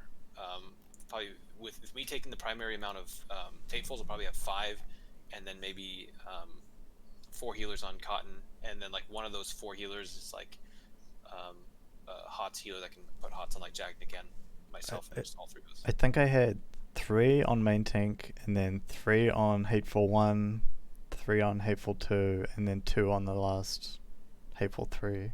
And then you had a druid rolling HOTS on all 4 of the tanks. Right. You could probably do something like that. We'll definitely see what we need to do the first week. The nice thing is, with us doing this on that Saturday, we'll have a little bit more information out there. But in general, with them moving it from 1.6 seconds Hatefuls to 1.2, the likelihood of Cotton taking them is a lot higher, because from what I was seeing, it was almost never on the PTR was it ever going past the first off tank. Like, it would every now and then, like, just because he wasn't topped off, like, you know, batching or whatever, he would just ace one of the melee. But so Cotton would be number 3 or number 2? He'd be number 3. Well, he's a number 2 off tank. I'm thinking about this in the perspective of, like, it's the top 4 people on threat who can take Hatefuls, and in that top 4 people, there's 3 off tanks. So between those 3 off tanks, I'd be the primary off tank, Cotton would be the secondary, and then Jackson would be the tertiary. So it would be something that, with the 3 of us, we'd be good. And we may not even need the 4th off tank. Like, originally, or the 3rd off tank, I wasn't planning on having Jagnik be in there at all. Like, it would just be myself and Cotton, because from the PTR, you didn't even really need more than the first one. But with them moving it from 1.6 to 1.2, you will very, very likely need that secondary one, and then that at that point it's the 3rd one that becomes like the optional. Like, why do you even need this person, like, not DPSing, but instead they're actually, like, you know, I think it's definitely something where we'll probably have all the melee click off their forts, just so, like, you know, we don't want them dying randomly. And like, the only time it's actually a problem is if they're in the top 4. But in general, just having them click off their fort. I'll probably have Tyler click off his fort as well, because the main tank can get hit by a Hateful as well if he's the highest health in melee, and he'll probably be flashed and stuff like that for this, just like all of us will. So I'm kind of wondering if we want to do this wing first on that day, or if we want to go do Gothik. Noth. Yeah, like go do Gothik and then 4 Horsemen, or do we come back to 4 Horsemen at the end? Like, do we want to use that time with, like, world buffs ticking to go do that, or do we want to kill this guy with it? So it's... I think Noth do that wing. If Gothik's loot is super enticing, then do that. But I think A-bomb, then Noth, then is what people are saying. Doing A-bomb second is like their main thing, but I kind of would side on the Noth side, strictly because I think it's just so much easier than Gluth and Patchwork and all that. Yeah, I personally, if you can get past Patchwork, which I think it'll only take maybe like an attempt or 2 to do, we'll see. Grobbulous is like the loot pinata of this area.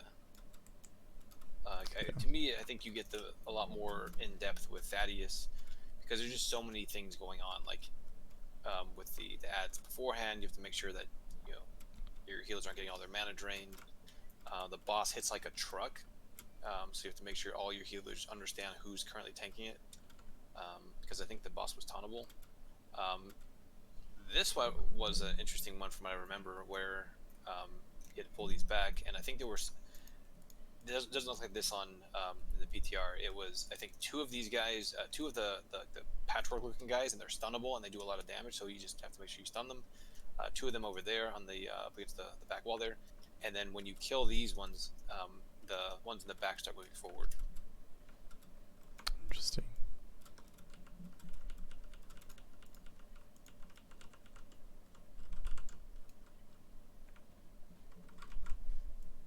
We shall see, though. Yeah, looks like those ones aren't moving up. On the PTR, the Patchwork guys would just, like, slowly start waddling forward, so you had to make sure that once you killed this stuff, you were ready for the next trash. And then while the boss is away, you can kill stuff in the room, or you can pull it back. And this is going to be one of those pat type things where you wait for the boss to pat away, and then he's going to take a long time up there. This is one that, realistically, having the raid... I mean, like right this, yeah, okay. You can go either clockwise or anti-clockwise. Doesn't really matter. Right. Like, I was kind of thinking, like, you just wait for the boss to come down, you one up and you pull him. Actually, you probably want... The X over there is the poo pile. Yeah, trying to figure out which way. Right here. Okay. Yeah, so the raid would be kind of like right here, and just kind of following around. If you get the poison, or the disease that drops a cloud, you have them run right behind the other clouds over here. They're dispelled, and then you're fine. The biggest no-no would be dispelling it in the raid, because that would really clutter up the room. Even then, you could just say, okay, we fucked up a dispel, like literally just shift the raid across, and then you would just keep cutting the boss like back here, right? Yeah, and just do it in a circle. Right, because what I'm thinking is like you just pick up the boss right here, and then you just walk him backwards around this road. Oh, you're going clockwise, okay. Yeah, so he doesn't do anything that causes you to make this fight take super long, unless for some reason the boss gets loose, turns around, and, like, blasts the raid with the ooze that spawns a bunch of those little oozlings. That's the only thing that's like the raid can wipe, from what I can tell. Like, there's other really bad things, like if you just spell the poo inside the raid, that's bad, but you can just kind of top people off. But the spray that does the ticking damage and then spawns a bunch of those ads, that's when you got problems. Yeah, the spray is the whole fight. So, among the dispels. Completely a loot pinata. So, yeah. Like, I'll probably pick him up right here. He just spawned that wave underneath him. We're going to move the boss a bit more. And that thing keeps expanding out, so we have to kind of keep moving the boss a little bit more. And kind of turn him this way. Needs to spawn another one. So I got hit with it. So, like, you need to make sure it's... Oh, no, that's the one. Okay. Spray. Yeah, that's the spray. I don't know what that slime stream was, though. Like, that's actually a good question. Move him again. Yep. So, like, as long as it's faced away, would likely be at about 3/4 health by now. Like, just because the boss only has like 3 million life, from what I've seen, doesn't have a ton of life. That's about as much as Oro has, from what I can tell. I think Oro may have 2 million. I'm gonna try and guess the spray angle.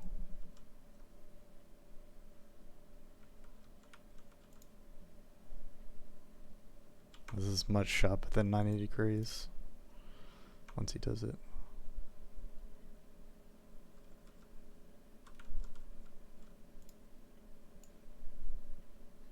It was about almost 90 degrees. It's just slightly sharper than it. If he ever does it. Jesus. I don't know what that one is.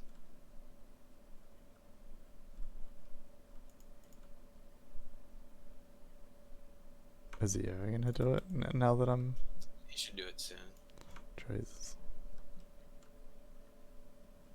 And you can't outrange it or anything, right? Yeah, see, even I, like, maybe it's just a wrath thing. I don't know. I remember us getting a bunch when we were doing this in Wrath. Like, somebody pulled aggro or something, or the boss... Because there was a weird AI with NPCs in Wrath that came out where NPCs were actively trying to get behind tanks because they were given like the same AI as pets. And it may have been that the boss like weirdly repositioned after being moved and like turned and like hit all the melee. So if you were getting the dispels, you'd always just ride the line of the Grobbulous ones. Right. And realistically, like this boss would be dead by now, I think. Oh yeah, or no, be darn close.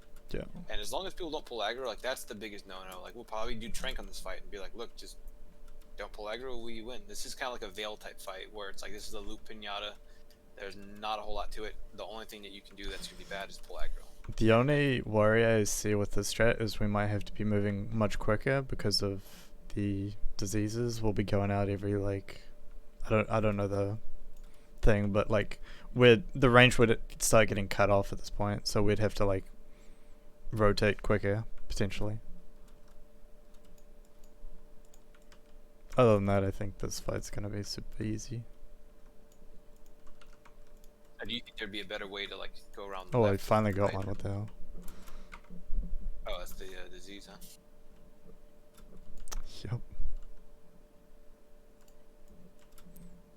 Yep. Yeah, I mean left or right really truly doesn't matter as long as it's clear to everyone beforehand.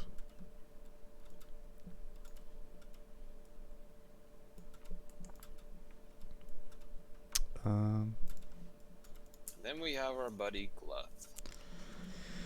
Yeah, I still am really unsure about this fight, but I'm not too worried. Like ever since we were discussing like how we were gonna go about it, like it's 9 players that we're pulling out of the fight to deal with it. It's three priests, 3 mages, and 3 warriors. For anybody who's watching this, make sure you don't fall into this thing. You fall down the Patchwork's little area over there. This boss pulls the second you drop down. You can't just sit in this room because you're constantly taking damage. Tanks will pick up the boss, go immediately to the back wall there, and there's 3 grates right here that you, I think, starting about 10 seconds into the fight, maybe. How dare you pull aggro? That was your auto attack. it wasn't. Was it? Big stab damage, but it doesn't matter. There's gonna be zombies that spawn all I throughout didn't do any damage or anything. the Oh shit, with death. Whoops. Yep. So these guys will constantly spawn. There's enough room back here for the person to specifically just do a circle around it.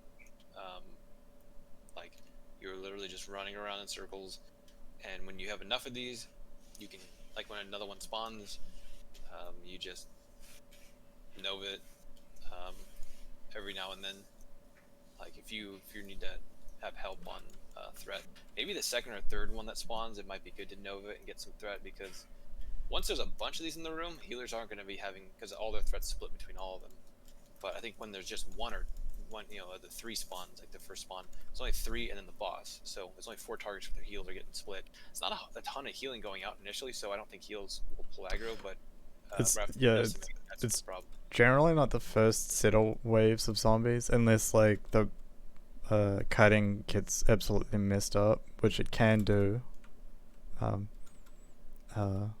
It's really not too bad. The second wave, when Decimate hits and everyone's at 5% life and zombies start spawning, is when it gets super scary, because healers might potentially be going, oh, everyone's low, I need to like heal them up. No, not really. All you have to do is heal up your like kiters, so your mages and like your kiting hunters, and then of course the tank. The tank needs to get healed before that Decimate hits as well, because his life will drop to 5% and he's about to get hit by the boss, so it's kind of spooky. Right. It might just be something that we tell people, like, go slow about it, and you can get people topped off over time, but don't like lose your cool and just start bombing the heals. And then some mages are going to be fire blasting and potentially scorching as well, just to get initial threat. Yeah, definitely. Piercing Howl. If you're like a warrior back here doing the piercing howls, like sure, you might need to get rage by auto attacking, but please like look at the threat meter as well, because that is, if you pull, it's going to be hard to pull it off you, and you're probably just going to be dead. You need to be like, once it's off a mage, it's really hard to get it back onto the mage, because he's going to be stuck kiting. It's something Right. You have to be extremely careful, because if the kiting screws up, like that's the whole fight, and it's spooky. Yeah, I would just recommend for anybody who's back here helping with this, just run around in circles, kind of like the mages. Like just follow their pattern, so they're not like getting out of sorts with him. and then like a mage can, if things get out of whack, just you save your Nova for that, and like Nova them, and then maybe wind up a Flame Strike. That way you can, anything that spawns here is just taking damage. Yep. But yeah, Just know that there's a lot of room to work with. So like, also you kind of want to be for the Dismate. You kind of want to be as far back as possible in theory, just to maximize the time it takes for them to like fixate walk into the boss, because that's what they do, and if they reach there they'll heal. So generally if you're a mage you want to like do some sort of I'd say figure eight almost, but it's like huge, right? So like you go towards the wall, and then once you hit this corner you start like going outwards, and then you loop back around and then do the same on the other side. I suspect that's probably the play. Maybe it's just not even required and you can just do it. But yeah, like Novas, you won't have improved Blizzard. You'll have to rely on Cone of Cold. So you need to remember that jump Cone of Cold will net you like 10 yards more. So, just get used to jump Cone of Cold and keep moving. Hopefully you'll learn the range. It's really not that bad. What we might want to do is just have a few mages just pumping the boss, and then towards the end of the kite phase they can be starting to pick up the later zombies, and then continuing their kiting as well, because Hey, yeah. sorry to interrupt here, but Jared, you might want to only stream your WoW and not your full computer. You only stream your full computer. Well, I was just seeing a private conversation on your Discord. Like, how dare you? I mean, this is just a recording. Everyone's gonna see this anyway. Alright, how about that one? Oh, he's streaming stuff. I see. Got it. Anyway. Yeah. Over to Discord, and he was reading a PM from somebody. That it's probably stay private, at least for now. I don't know. Cool. Right on. Thanks for the heads up. But yeah, so that's the whole thing. And we'll have this boss all the way up against this wall. There is a little bit of like a technique because of this wall right here. From what I've seen, if you take the boss like right here, you can actually line of sight the fear. Yep. But it wasn't something that like, it's one of those things where you're standing out of line of sight for 5 seconds to avoid a 5-second fear. It's like, well, the whole thing was to have a threat drop so the other tank can pull and then drop your stacks, right? It's like a helpful thing for taunt rotating, because you need to drop the stacks because it's a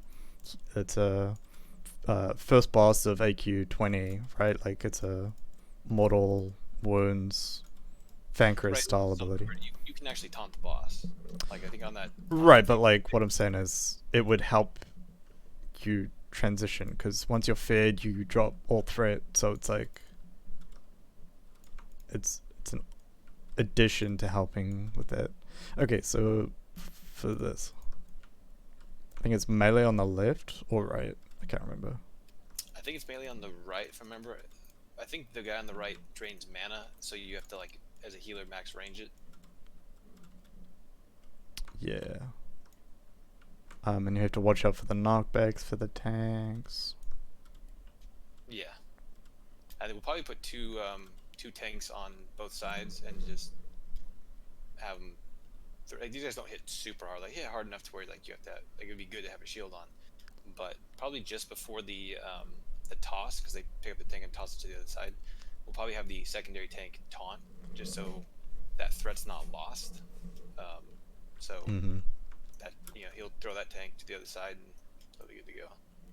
I've heard healers can stand over here if they need to, as a just to get away from the mana burn stuff or the silence or whatever it is. The alternative is you can do it on this ramp and you can use this place for wipe recovery, whereas you wouldn't be able to on the other side. Yeah, I like it over here because you can just tank these dudes on like closer to the edge. I know you don't want to take it too close to the edge because you don't want to get knocked off, and you also don't want to stand underneath these platforms right here, because we saw that on the PTR where the guy got thrown, but he hit his head on this platform and it sent him straight down into the goo, the ground. Yeah, so you kind of want to be either in this direction to the left, or in the middle, which is the pokey out bit, kind of. Right. I think they were aggroing about here, if I remember correctly. It's either here or here. Was when the fight starts. I'd have to relook at the video. It's one of these.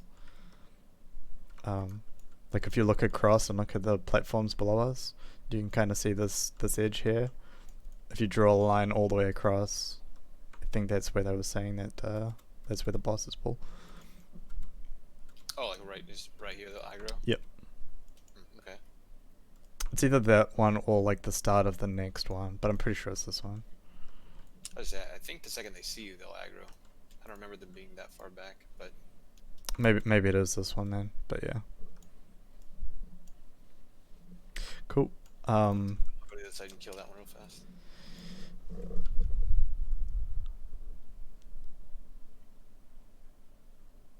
And they do have to die together, Yeah.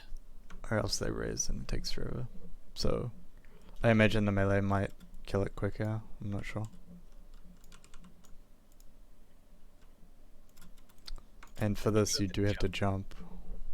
Yep, I hate this stupid thing, especially on the torrent. So for this part, are we having the raid stack in the middle and then go left or right, or we're just having them stack on one side and then going through? We'll probably have people like loosely spread, like right where you're at right now, just like around here, and then the second the polarity shift happens, we'll do positives on the right, negatives on the left. Okay. Positives right, negatives left. So Yeah, I mean, blue standard. right, red left. Yeah, like you start zapping each other if you're on the wrong side. You will likely die very quickly. So another thing is positioning. Thaddius has a huge fucking range, so like we don't want to be close to the model. We want to be quite far away, like max melee range. So like I just swapped. And that just creates more time and less cleave potential. So we just want to make sure that we're Yeah, max melee range seems like it would be the best place. cool. That way you don't have to run super far to get to the other side. And realistically, if someone has to run around the outside, you're like, oh, he's doing a polarity shift, that's run around here, that's fine. Because I think he's constantly doing a zap too. That's just like a AoE for the raid. So we'll probably just assign all the priests to just heal the tank, because the boss does hit like a truck, and then all the shaman to just spam chain heal. Yeah, I have a feeling it's gonna be like assign minimum amount of healers and rest just DPS or something, because I mean like he might hit hard, but I can't see like 12 healers all requiring stuff.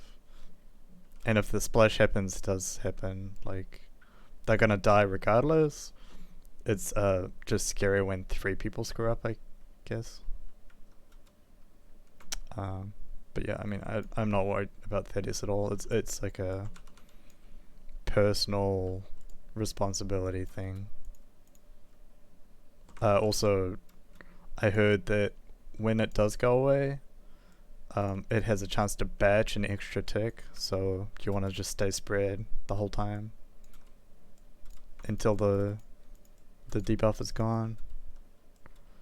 Okay, this is where the fun begins, right?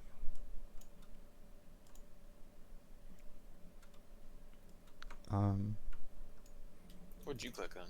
The orb. Oh, there you go. Yeah. It wasn't showing for me.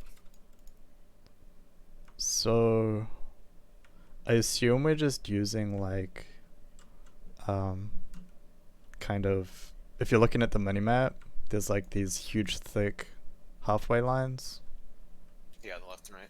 Or Yeah. I guess south. So we're just using like the eastern side of this arena, I assume. So Where were you thinking we were gonna tank this guy? Like, because in my mind, I was thinking of just tanking right where he's at, flipping him around, and then taking him right there. Yeah, I mean that works as well. So, he does a breath, and he definitely does his tail sweep. Right. I was planning on just kind of having the casters spread out, kind of loosely in this. Like, 'cause there's lots of room here. Apparently, the boss has a huge attack box. So Just having are we just using the south side, and like, or the north side, or are we doing east side or west side? Because like, that I one, assumed that we were gonna have people on each side of the boss. we can probably do it like that. It'd be interesting to see, like, if one side's struggling, we can maybe do everybody on the same side, because I think realistically everybody being on the same side means that people are going to get decursed faster, potentially, if you because you have more mages on the same side. Yeah, the I don't know. the only benefit I can see from having both sides is the blizzard travel time. Right. And if you're splitting reasonably well on both sides anyway, like evens left, odds right, there shouldn't be decursing issues unless someone dies to stupid shit. The only problem with that is if one side gets all the blocks, then the other side is just screwed. So what I was thinking about to deal with that is to have everybody, like the second phase 2 starts, have like everybody start moving like kind of into this general vicinity down here, like where all the caster DPS, they're not moving super far up there. Like the only people who are up in this area are like the tank healers.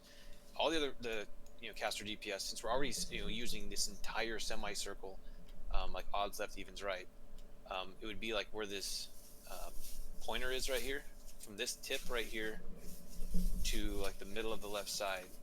Like all of this stuff would just be where the caster DPS is spreading out on this side, and then like I said, the only people who are up here are the people healing the tank.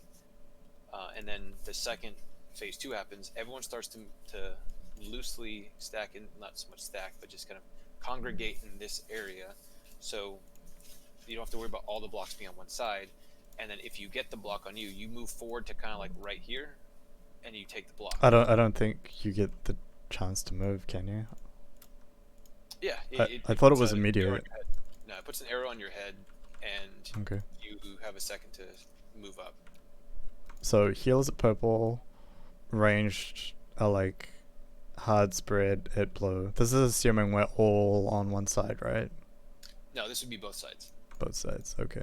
That's why I'm not as worried about the casters being kind of grouped up in this little area, because you're using both sides, so there's only going to be like a group and a half of casters on both sides. I would also assume that we're having like ranged at the far back, and then like maybe 2 rows, kind of like Cthulhu's setup, where you would have melee up front, and you'd have like some range in the middle, and then some more range at the back.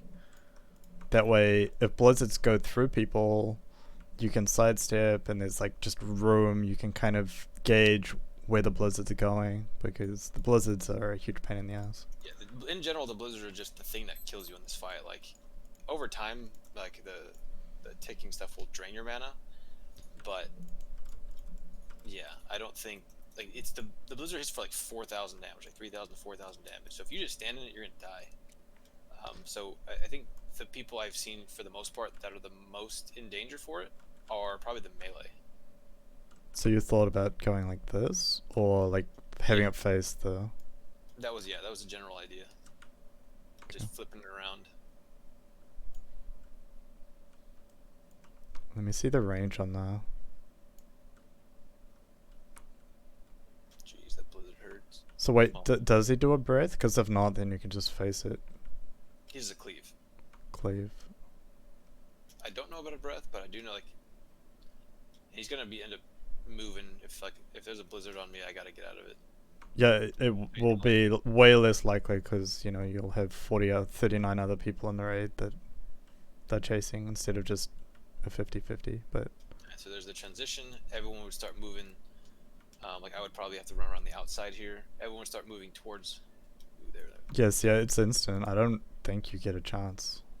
From what I was seeing on the I mean, like, I didn't version of it, have one. there was a chance, like you knew it was going to be on you. Maybe it doesn't, but from what I can tell, it's you kind of see it, but maybe you don't. I've always assumed it was just Insta, so I know like the Yeah. ICC1 version. Yeah. Yeah. 'Cause Another way- thing is with the ice block too. You don't want people to run this straight away. Like you want to be them in range, but you don't want to stand there because the blizzards will still chase you, I think, right? So you want to kind of drag the blizzards away and then run to it when the bomb hits the ground. That's a good question. Let's check that out. Yeah, I mean, like I had a blizzard on me in the ice block, so Was it doing damage to you? no. Well, I mean, it's hard to tell because of stuff.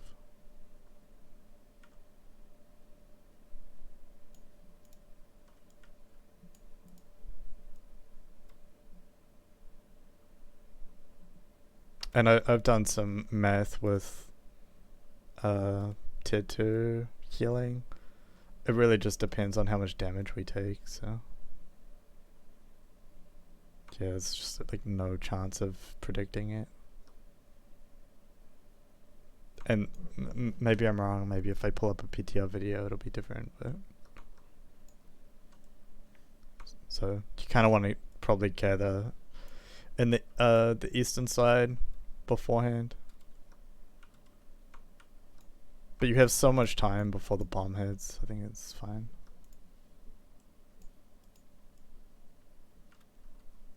Was there anything else you wanted to? Not on this boss. Cool.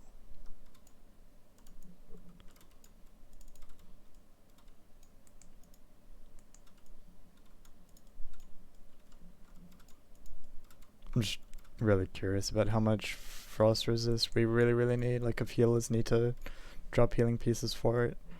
I'm kind of banking on tier 2 carrying with rings being frost resist. Yeah, I think close to 100 would be good. Like buffed. 100 buffed, yeah. Like 150 was what was like the sweet spot for Viscidus when I was like looking at it. But even then I don't think it's... I'm hoping it's not a huge issue. Like healers will always want to like mana pot, so after like the pre-pots are gone, you're kind of just gonna be hemorrhaging damage.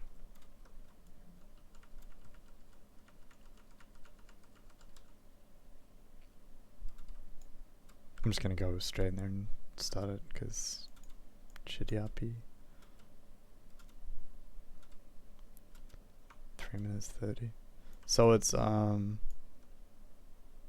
range kill skellies, range kill banshees, melee kill A-bombs, was it?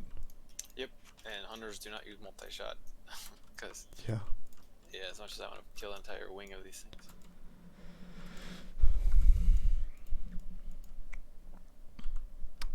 In terms of phase 2, so you have like 3 melee groups, right? Doing a triangle around the boss. Yeah. He does a uninterruptible random frostbolt, or was it an AoE frostbolt? AoE frostbolt for the whole raid, yeah. And then there's one that hits a tank that has to be interrupted. Yeah, it does like 15k or something. I don't know. No, I've got an untested weak aura that will let you set players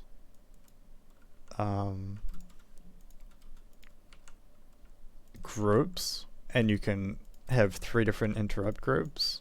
So you can have like group 1 interrupt, erupt, and then like you'll just be able to see. I'm hoping that works out well because yeah, having tanks die seems fucking miserable. It's gonna be a weird fight. And I assume soulstoning tanks are like the play in this one. Yeah, this is an interesting one where you can soulstone them because every time the mind control goes out, I think it's a full threat wipe. The only downside would be, you know, healers. Like, healers are gonna be out of mana like so quick too. So. Hey, people used to do it back in the day. Yep. No, you're right. I don't know how they did it back in the day. RNGing to cast a DPS or something. Yeah. So there's chains which will hit and splash around a random ranged member. There's void zones onto the melee groups. There's mana bomb which has to get ran out so that it doesn't splash a huge mana drain on people. What else is We there? do like an odds left evens right thing for that one too. Well, I just assume it's like a whole full spread, right? But yeah. You need to be multiple yards away. That's like phase 2. Phase 3 is... It's the same thing, it just has the dude spawn, right? I think so. And you can CC... Is it 2 of them? And then the other 2 need to be off-tanked? I think you can do 3, but we'll probably tank 3 of them and then shackle 2. That way we always have... Because if you do more than 3, I think they all break and bad things happen. Right, yep. So And we'll just then do 2. if anyone dies, it increases their damage by like 50% or some stupid amount. Yeah, I wasn't sure how their stuff worked because one of the things I was reading was that every time they changed targets, they increased their overall damage and health and whatever by like 5%, which isn't a whole lot, but if it just keeps transitioning, that's when it becomes bad. I've never actually heard about that one. So the void zones... Void zone can be under everybody, I believe. Really interesting. Yeah, actually, I think you might be right, yeah. For some reason I remember it just being under melee, but I guess if it's under melee, you're cleaving guaranteed, you know, 4 people. Oh, hey, something just slowed me. Yeah, we both got MC'd, right? So. Death and madness, what is that? I was really worried about that. Cool. Tank with you. This one's just like everyone ends up just, for the most part, spreading as much as possible, right? Good spread of priests to one side and the other, mages on one side and the other. Yeah, they got sheep. We have to have fears and sheeps on people who get mind control. Yep. Like blanket silences. I don't think we have anything. Like shamans with grounding totems are going to be huge. Popping fears so that they aren't like disruptive. Maybe even blinds. I don't know if that's a thing. Yeah. Blind, warrior fear. Like the second they see somebody in melee range getting mind control, just plus that fear. Is there anything else about this fight that I forgot about? Normally what I saw was that they would have like 2 tanks. Like there's 3 tanks total for like phase, I guess 2, which was when Kel'Thuzad comes out. Where there's 1 currently on the boss, and then the second the mind control is about to happen, you bring the other tanks in, and then they're ready the second he gets mind control to start building aggro, and you're kind of just banking on like the boss not mind controlling all 3 of your tanks, which theoretically could happen. But boss doesn't hit that hard from what I've seen, but he does hit hard enough to where like you have to have a shield on, otherwise you're gonna die. But it's the frostbolt that's the real killer. And melee are gonna have to be very, very careful with the void zone, because an entire melee stack can just die. Now, I never set up healing like assignments. My initial thing when I went through this pass like months ago was 2 shaman, 2 druid, 1 priest on the main tank for the most part. Melee healers have, you know, 3 shamans. Range healers have like 3 priests, and the like spread for shackles in phase 3. And then you have for phase 3 you just have 1 priest on each of the off tanks. I don't know if we need more than that for tanking the big scary mind control dudes. My only worry is that you know, if we have certain priests getting mind controlled at that point, we might need a lot of backups with that, or if someone's just dead, you know.